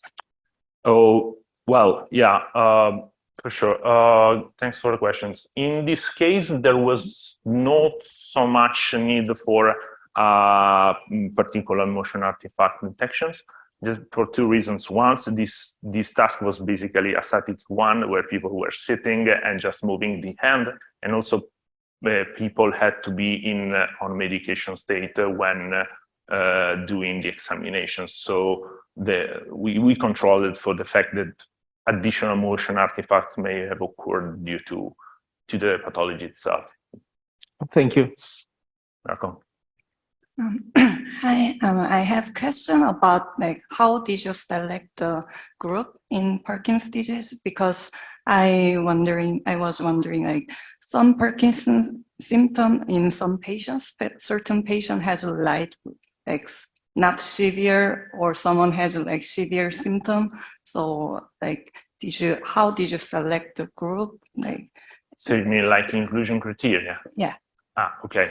Thanks for questions. I mean, all these people, all these Parkinson patients had an overall index, as you can quantify by the fNIRS scale that goes up to, the maximum was set to 3. So bilateral compromission, but not so evident. And also there was a time age span from 65 to 85, if I remember well. But motor symptoms were controlled to be set in this range. Okay, thank you. Welcome. Hi, really interesting talk. I think it's cool that you're going to be looking at the clinical outcomes. My question is, did you look at actual task performance? Maybe I missed it, but do you know that between your two groups at that time point too, that they were performing the task in the same way? Yeah, they were performing all the same. The tasks were the same at both pre-rehabilitation and post-rehabilitation phase. Yes, I guess I'm asking if both groups were able to execute the task. Sometimes if you see increased frontal activity, it might mean that it's harder for them or something like that. Yes, for sure. Good questions. We checked manually that prior to the examination, people were able to complete the tasks. And also, as the other questions was asked, they were on medication state. So even this fact was controlled. And indeed, the people who had problems to do that were excluded because the task performance was affected. And so for that, the 33 patients enrolled at both stages. Indeed, they were way more recruited, but as you know, from these longitudinal studies, problems in the performance or problems in the recruitment may occur, and so the shrinkage of the experimental group. Thanks. Thank you.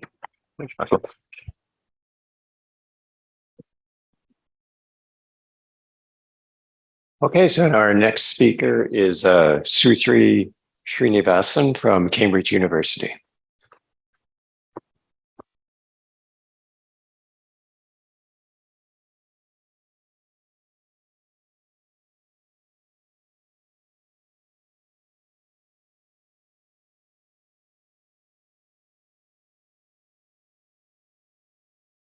Okay, good morning. So today I'm going to be talking about some pilot work that we've been carrying out over the past year using high density diffuse optical tomography with the purpose of developing a protocol to eventually monitor dementia in its various stages. And so dementia is associated with several cerebrovascular and neurometabolic abnormalities, which are thought to play a crucial role in the development of dementia in later life.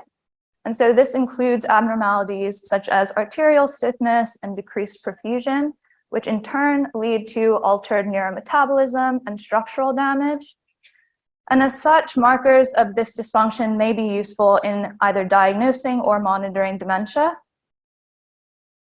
However, the current tools that are used to investigate this, such as MRI and PET, have many disadvantages, and they can be difficult to use with vulnerable patient populations, such as those with dementia. So for example, these tools can be noisy, invasive, claustrophobic, and expensive, as well as being sensitive to movement, which limits our ability to use naturalistic task designs, and ionizing, which makes it pretty difficult to perform longitudinal studies that require multiple imaging sessions. And so as a result, NIRS is a good alternative imaging method to investigate the progression of dementia. And so a systematic review of the application of NIRS to dementia was carried out by my colleague, Amelia, who had a poster yesterday, which some of you may have seen, that has more results. But briefly, this review revealed that alterations in functional connectivity networks are present in many dementia stages. And we also see hypoactivation or a blunted hemodynamic response in later stage dementia in response to a wide range of cognitive tasks, as well as hyperactivation, where alternate brain regions are recruited to compensate for progressive neurodegeneration. And so due to neurovascular coupling, NIRS can actually be used to measure this compensatory response and then directly relate it to neuronal activation.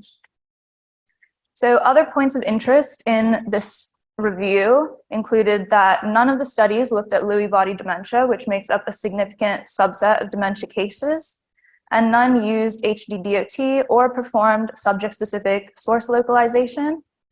But most importantly, it is currently uncertain whether the blunted hemodynamic responses observed with NIRS are a function of true hypoactivation or whether it's a function of using more sparse systems.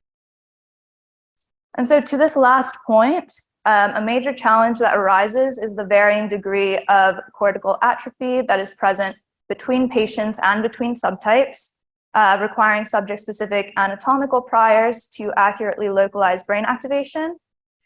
And so HD-DOT is a promising method to use in dementia studies because it demonstrates an exceptionally high sensitivity to the atrophied brain, and it's able to detect cerebral signals despite the loss of gray matter.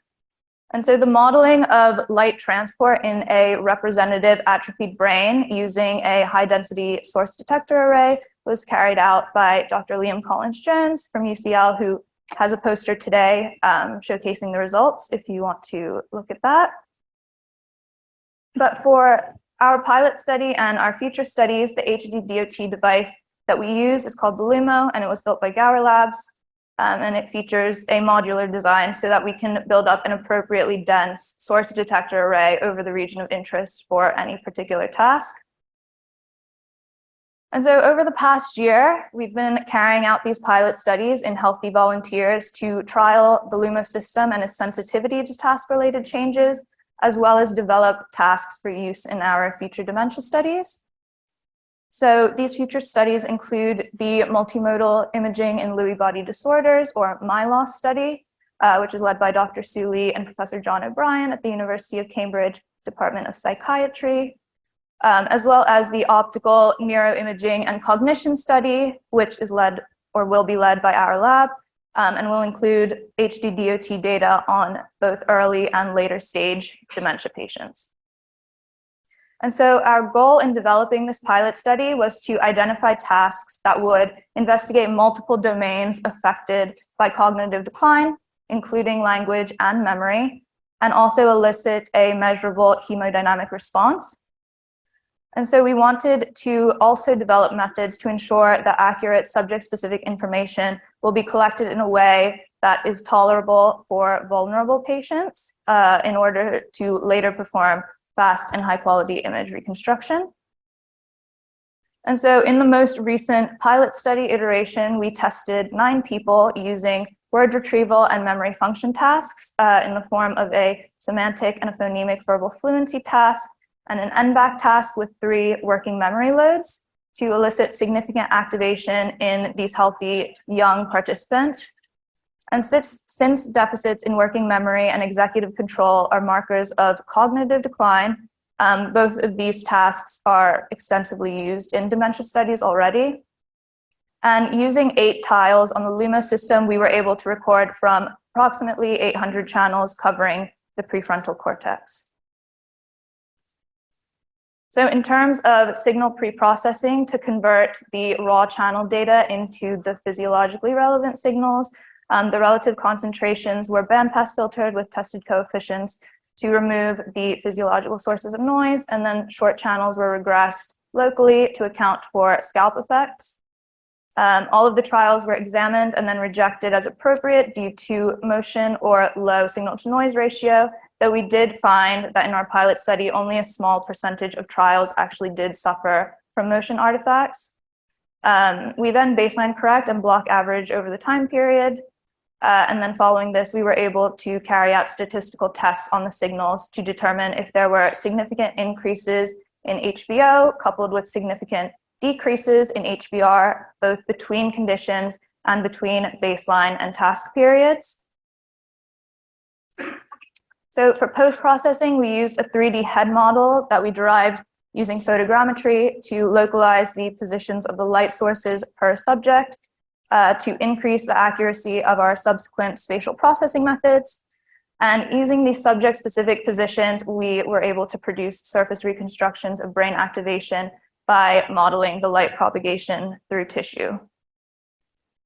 So in terms of results, looking first at our behavioral data, we identified significant differences between conditions.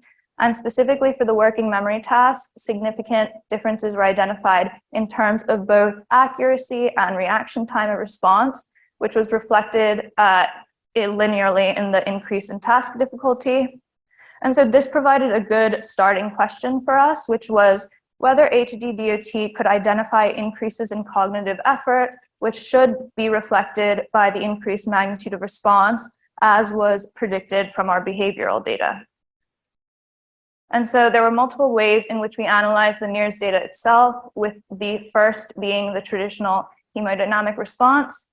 And so in these 2 examples, the data was block averaged over all trials of a particular task for a single participant. And we observed an oscillatory pattern of activation for the 3-back task on the left, and then a more sustained pattern of activation for the semantic VFT on the right.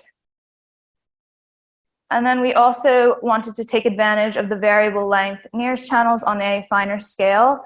And so we separated the hemodynamic responses by the source detector distances. And so this data was group averaged over a subset of 4 participants. And we looked at the 20 to 40 millimeter range as most indicative of brain activity. And we saw that there's both greater and more sustained activation for the higher memory load task, which was the 3-back, as compared to the lower memory load task, which was the 1-back. And finally, we also looked at surface reconstructions across different time periods before, during, and after task completion. And this allowed us to visualize the dynamic changes in activation.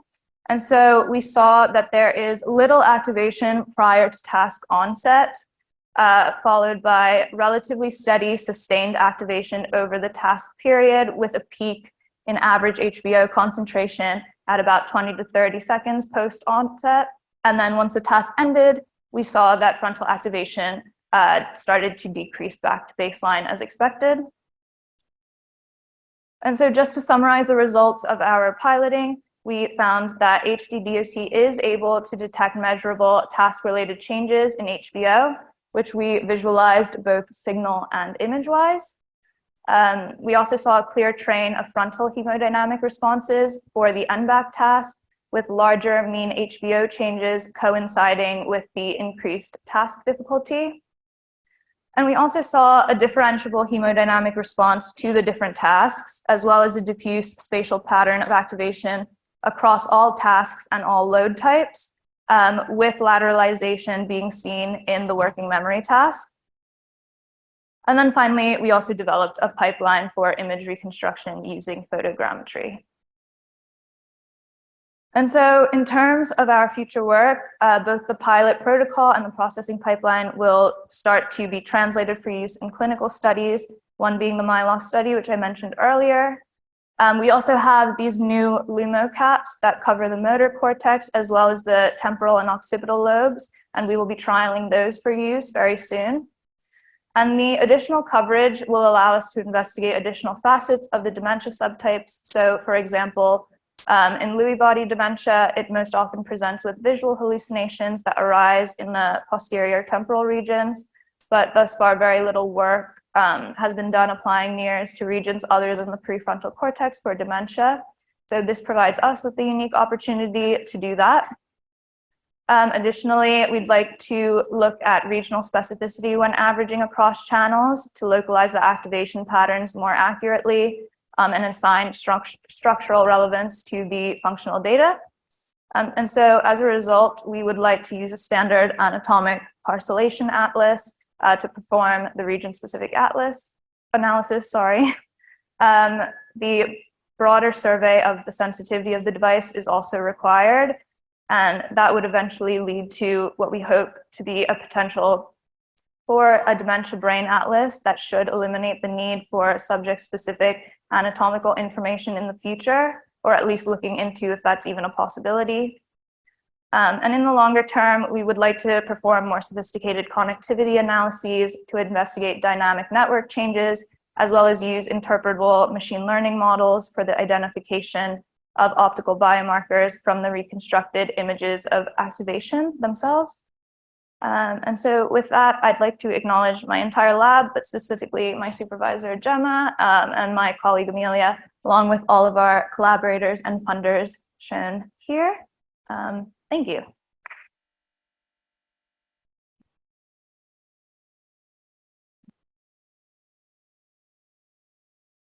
Okay, we have time for a few questions.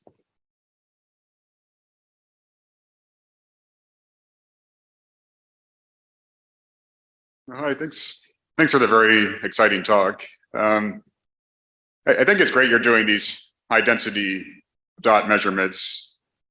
From this pilot data you've collected, have you thought, like, have you tried to do a comparison between the accuracy of the magnitude of the hemoglobin changes to these tests for the high density system versus a lower density system as has been used in prior work? So I haven't specifically, but Liam's poster, which I mentioned, does the modeling of a low density system versus a high density system and how much of the brain you can reach with both. And then we've also compared our results to prior work, and the majority of prior work in the literature is all using sparse systems. There are some high density systems, but not nearly as high density as the LUMO allows us to achieve. Yeah, thanks. Yeah, thank you. Okay, one quick question. Thank you for a great talk. I was wondering, in the NBAC task, like how many target and non-target did you put as a parameter, and then how long the stimulation, like each short the number is given to the subject? So each letter was presented on the screen for 2.5 seconds. The entire task period was 60 seconds. And I believe there were around 5 or 6 target responses where they would have to provide a response, a button press in this case. Yeah. Thank you. Thank you. Okay, let's thank our speaker one more time. And we'll invite up, there he is, Peter Mookie will be the next speaker.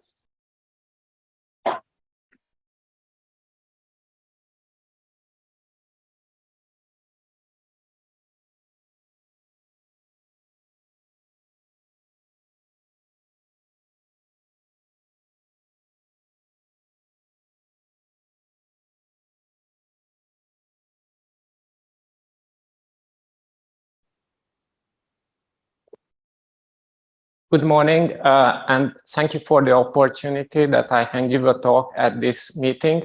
So today I'm going to share results from our human studies and show you how functional near-infrared spectroscopy helps us to understand cerebrovascular and cognitive aging. So aging, so our Western societies are aging, and based on the predicted demographics, it's an increasing public health challenge regarding age-related diseases, for example, vascular cognitive impairment, which is the second most common form of dementia. It's for that, aging is a major risk factor, and this is a deleterious condition. And for us, it's very interesting whether we can predict this condition by studying cerebral microvascular function, whether it can predict age-related vascular cognitive impairment. So the brain is an organ with high energy consumption, which critically depends on the cerebrovascular system regarding its low reserves. This rich vascularization is characterized by 600 kilometer microvessels that provides the adequate cerebral perfusion for the neurons that are very sensitive to deficiency in nutrients and oxygen. At the level of neurons, it means that each of these cells have its own capillaries, and this consists the neurovascular unit where the essential homeostatic mechanism neurovascular coupling takes place. So our laboratory has extensively studied this phenomenon in rodents using optical techniques and found an age-related decrease in cerebral blood flow, which was strongly associated with cognitive decline in aged mice. Our data also attested that pharmacological manipulation of MBC leads to corresponding changes in cognitive function. It is plausible to translate this finding and ask the question whether the same relationship holds in humans and human physiological and cognitive studies. So cognitive function also depends on the interaction between different brain regions. This can be investigated by analysis of functional connectivity, which is defined as the statistical relationship between simultaneously recorded brain activities. So with the aid of fNIRS, we can assess the cerebral hemodynamic signals, allowing for investigating the functional brain networks.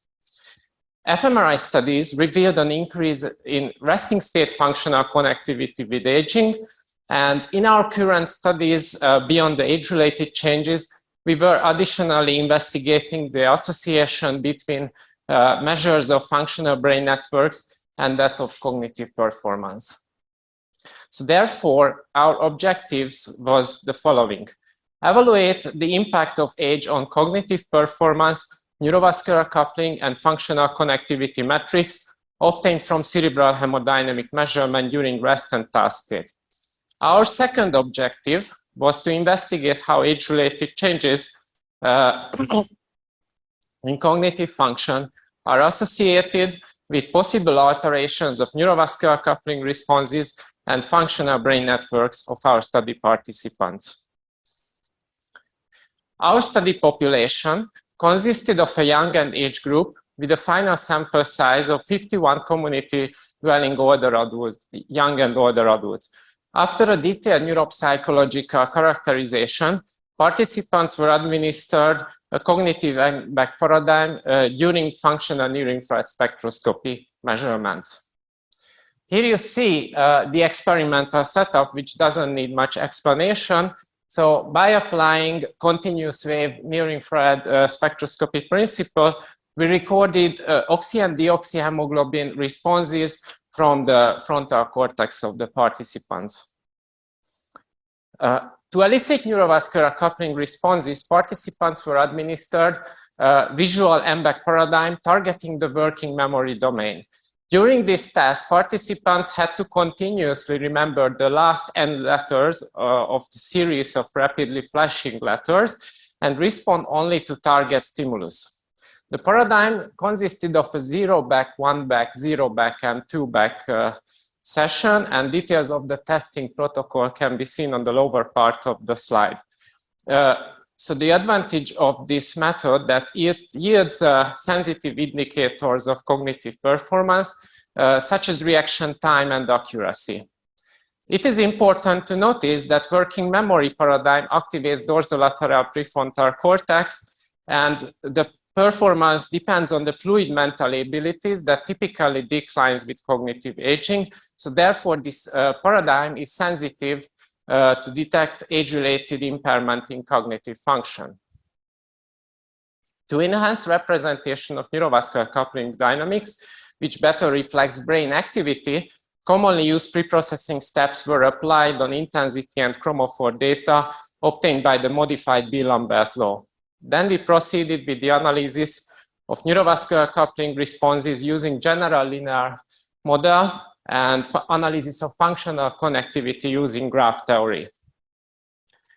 Moving forward to the results of our study, first, please appreciate that reaction time was higher during two-back task in the age group, while at the same time, accuracy was significantly lower in the age group during the two-back task.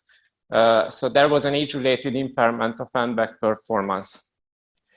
As to the fNIRS results, our analysis of oxy and deoxyhemoglobin recordings revealed the impact of aging, shown as blue shades of T contrast map, and also the effect of task and group. So it is indicated as a lighter shades of red, and actually the disappearing of the neurovascular coupling responses when we investigate the effect of group and task. So this picture is shown in a more detailed form on this slide. So on the upper part, you see representative oxy and deoxyhemoglobin traces. So it shows that the two-back task leads to higher neurovascular coupling responses. And when we perform the analysis of neurovascular coupling responses with different stimulus duration window, we can see that in aging, the neurovascular coupling responses is not just attenuated, but ceases more quickly for the oxyhemoglobin. So this is the functional connectivity results. On the left side, you see the average of the thresholded cross-correlation matrices for the young and for the age group. On the first row, the 0-back. On the second row, for the 2-back task. And next to it, you see the T contrast maps, and the red shades means that in aging, the resting state the functional connectivity increase. And this agrees with the calculated metrics of global functional connectivity. So through all the sessions, this parameter was higher in the age group, indicating an age-related increase in wiring cost of functional brain networks in the frontal cortex of age participants. So when we performed the dynamic analysis of functional connectivity with different time window, we got results that corresponded with the previous one. So the network parameter for the age group shown in red fluctuated in a wider and higher range of parameters. So let me move on to the most important results of our study. So basically, these figures demonstrate a clear relationship between cognitive function reflected as two-back accuracy and parameters measured by NIRS. So this provides the rationale for our future translational studies, basically. So on the left, you see that during two-back session, the impaired lower neurovascular coupling response is correlated with impaired accuracy only in the age group, not in the young group. While regarding functional connectivity, increased functional connectivity significantly correlated with accuracy in both age group. So the inference of this finding is that increased wiring cost in the frontal brain network means a less efficient network architecture associated with decreased cognitive performance. So this slide is a combination of the previous two figures that suggest an inverse relationship between functional connectivity and neurovascular coupling. One well-established but debated theory which can provide an interpretation of this finding is the so-called crunch hypothesis, which means the compensation-related utilization of neural circuits, which basically means that the brain tries to compensate with increased number of connections to address the impaired neurovascular coupling responses. In summary, we found an age-related impairment in neurovascular coupling responses, an age-related increase in functional connectivity, impaired neurovascular coupling responses and increased functional connectivity significantly correlated with cognitive performance. And fNIRS is a wonderful tool and a very useful tool for us to detect these changes. And this is very important for us. And let me just spend a few words on our future studies. So basically, our research group is interested in the prevention and delay of vascular cognitive impairment. So we are looking for pathomechanisms with which, so that we can target for intervention. And these studies, these results suggest that neurovascular coupling is a good target. And currently, we just started 2 clinical trials in our laboratory to improve the cerebro-microvascular endothelial function using time-restricted eating, and in another trial using NAD supplements. So we are translational neuroscientists and cerebrovascular physiologists, not biomedical engineers, but we love learn and collaborate from you guys, because we want to do want to keep doing good science and use the cutting edge hardwares and softwares for our research. So I would like to thank my thank to the lab, everyone who helped us to complete this project, and especially Andriy Jabluchansky, the PI of our laboratory, or the wonderful team that we have at Oklahoma University, and of course our funding sources. And I hope that I provoked some interesting questions, and I would like to thank you for your attention.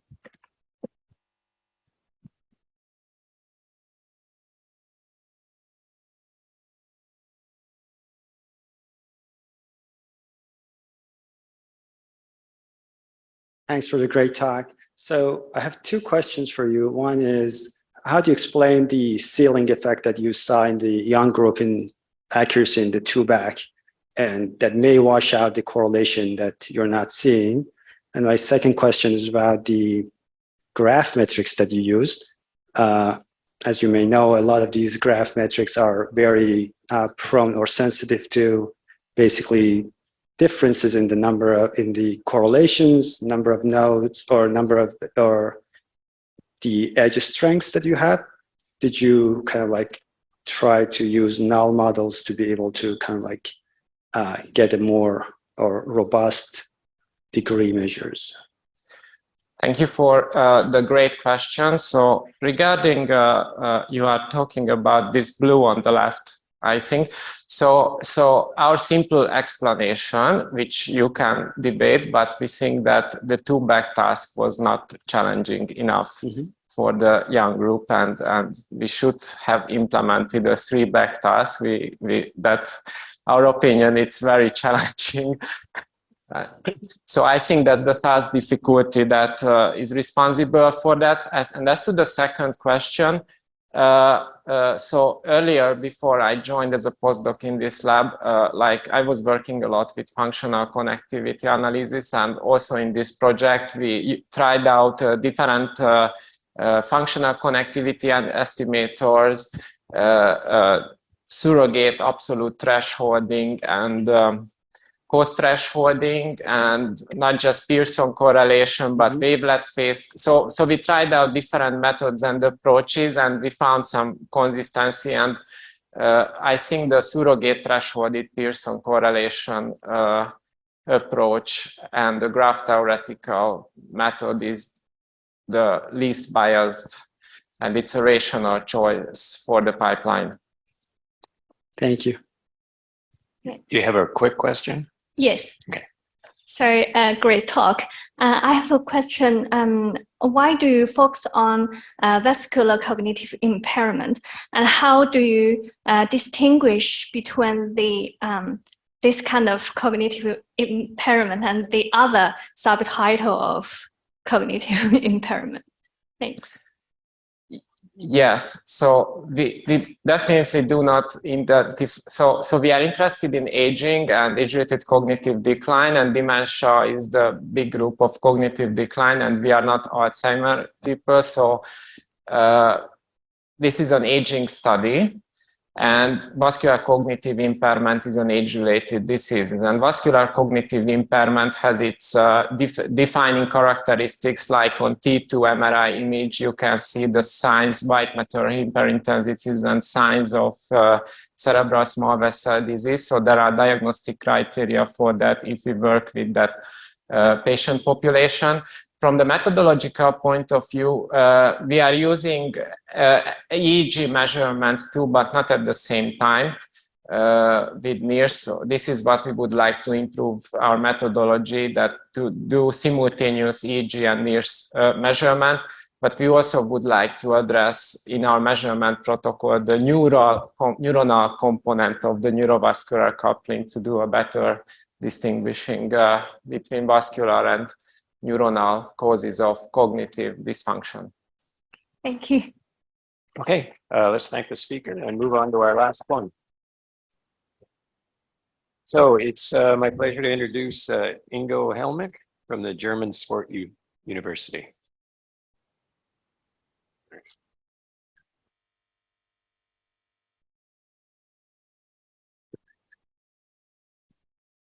So thank you for the introduction. Thank you that I can present my very recent work. We investigated the brain oxygenation patterns of blind individuals during postural control. So to provide you with a quick overview, it's blind individuals that had to posture. We investigated with near-infrared spectroscopy and may see some changes in their brain oxygenation. So I guess I do not have to explain postural control to you.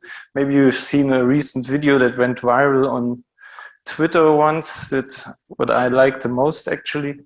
The basic functional components of postural control, it depends on the musculoskeletal system, automatic postural reactions, and of course, on sensory components such as the somatosensory, the vestibular, and the visual system. And they can be impaired, what increases the risk of falling, of course. What goes along with increased morbidity and mortality. So postural control is very relevant for all of us. And it is associated with a lot of or high percentages of injury-related hospitalizations as a result of falls. The medical costs are high, and fall risk increases with age, motor problems, and particularly visual functions. As an example, glaucoma, what concerns a group of eye diseases, what damage the optical nerve, play a part in 1 out of 8 falls, for example. Or it exists a relationship between the history of falls, fractures, gait time, and visual functions. So, and if you're wondering about this picture, it's, can't find it, yeah. It's a blind skateboarder, what you see on the right, so who was also participating in this study. Yeah, so the intention of this study was to get a better understanding of neural control of posture, particularly without vision. So we investigated blind individuals, and the long-term aim of the study is to improve the control of posture in blind individuals. Postural control in blind individuals is reduced if you look at, I don't get the, now I have it. Here, if you look at congenitally blind individuals, they would significantly balance for a reduced amount of time when compared to sighted individuals. During those conditions, dynamic and static conditions. But interestingly, if you blindfold sighted individuals, they would be worse during postural control tasks than congenitally blind individuals. So blind individuals actually control their posture better than sighted, blindfolded individuals, what may indicate that they adapt to control posture without vision over their lifetime. And we've seen studies with near-infrared, one, for example, from Karim et al., that we can use near-infrared spectroscopy to investigate brain oxygenation during postural control tasks. And that's what we did. That's why we used NIRS to investigate balance tasks in those groups. Previous studies showed that a postural control network regards the prefrontal cortex, basal ganglia, brainstem, and cerebellum. Training investigations showed that a balance training would increase gray matter volume in the premotor cortex. And now transferring it to blind individuals, they are particularly characterized by neuroplastic changes due to their sensory deprivation over life. For example, they show cross-modal neuroplastic changes by activating their visual cortex, for example, during other tasks, such as, for example, tactile stimulation, or they would also show intramodal neuroplastic changes.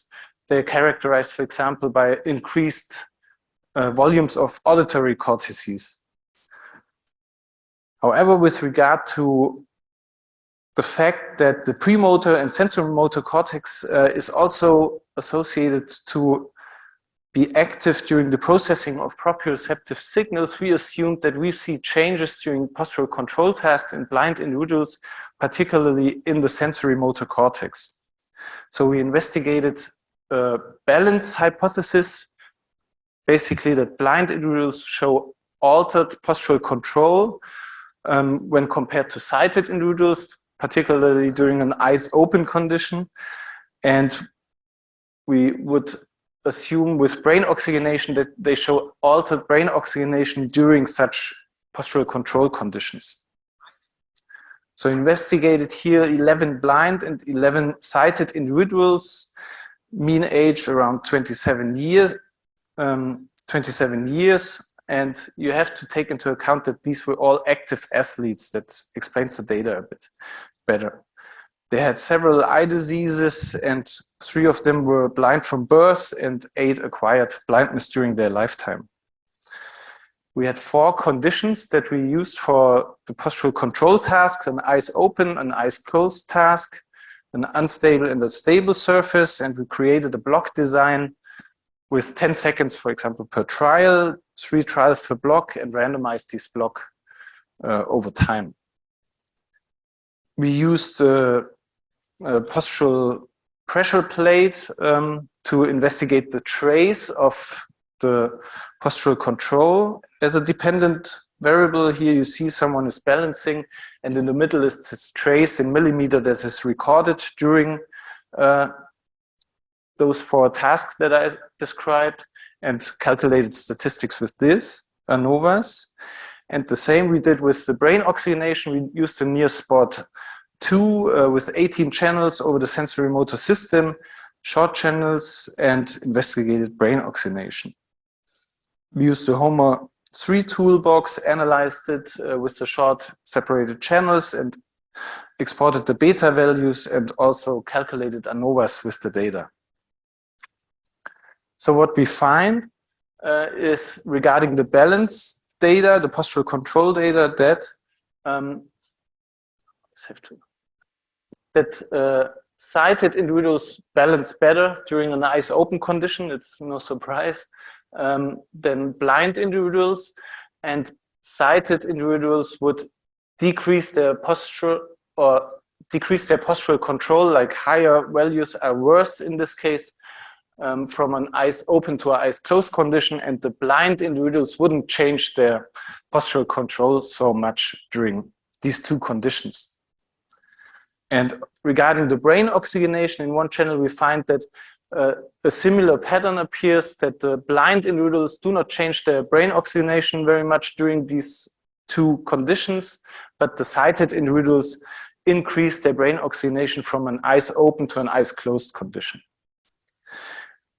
This area has been described before, that it would be activated during the absence of visual information, and it has also been related to remembering visual target locations. So we assume that this may particularly account for sighted individuals when they have to control posture without vision.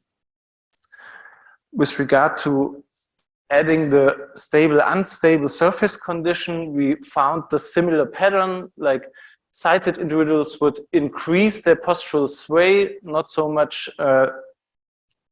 blind individuals from eyes open to eyes closed conditions. And the same pattern basically appears during the unstable surface condition. Additionally, what I think it's because we investigated only athletes, we see that the blind individuals are even better, a lower score here compared to the sighted individuals during a eyes closed condition on an unstable surface, but this may be account only for blind athletes that may not be representative for blind individuals overall. And with regard to the brain oxygenation, it shows the same pattern, that blind individuals are characterized by increased brain oxygenation during those tasks when compared to the sighted group that increases its brain oxygenation from eyes open to eyes closed condition. And overall conditions, the blind versus the sighted individuals show that the blind individuals showing two channels increased brain oxygenation when compared to the sighted individuals. What we assume or conclude with this data is that blind control posture without vision, they must integrate other sensory modalities. They may be more attentive to somatosensory proprioceptive inputs, to multisensory integration that has been previously shown by Ersten that would also activate the premotor cortex and may represent neuroplastic changes or compensation mechanisms to control posture without vision in blind individuals. So to sum up the summary, blind individuals posture worse during eyes open condition. They are characterized by increased brain oxygenation during postural control, and this may be indicate a change or reorganization in their sensory motor cortex to control posture without vision. Where we go from here, what we need to do in future research, of course, more individuals would be nice, as here we only investigated 11 per group.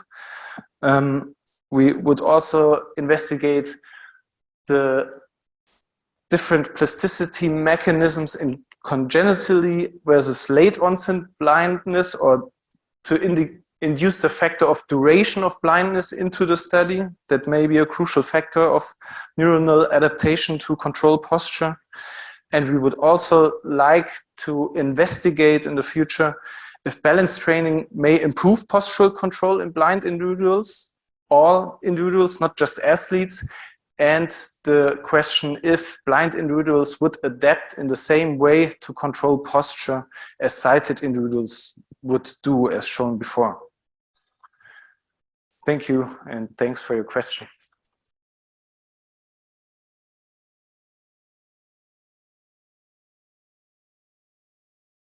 Are there any questions for this speaker? So very nice there. So I guess two questions. So one of the things that we see consistently with SOT testing and stuff like that, also calorics and all that, is we see a really, really elongated hemodynamic response. That is, when you go from fixed or sway reference back to fixed, that recovery back to baseline takes 40 seconds or so. Whereas, if you tap your fingers, 10 seconds back. And we see that consistently in both the NIRS, but also like the eye nystagmus and the postural sway, that they all take this really long time to recover back to baseline. I'm wondering if you saw something similar with your data?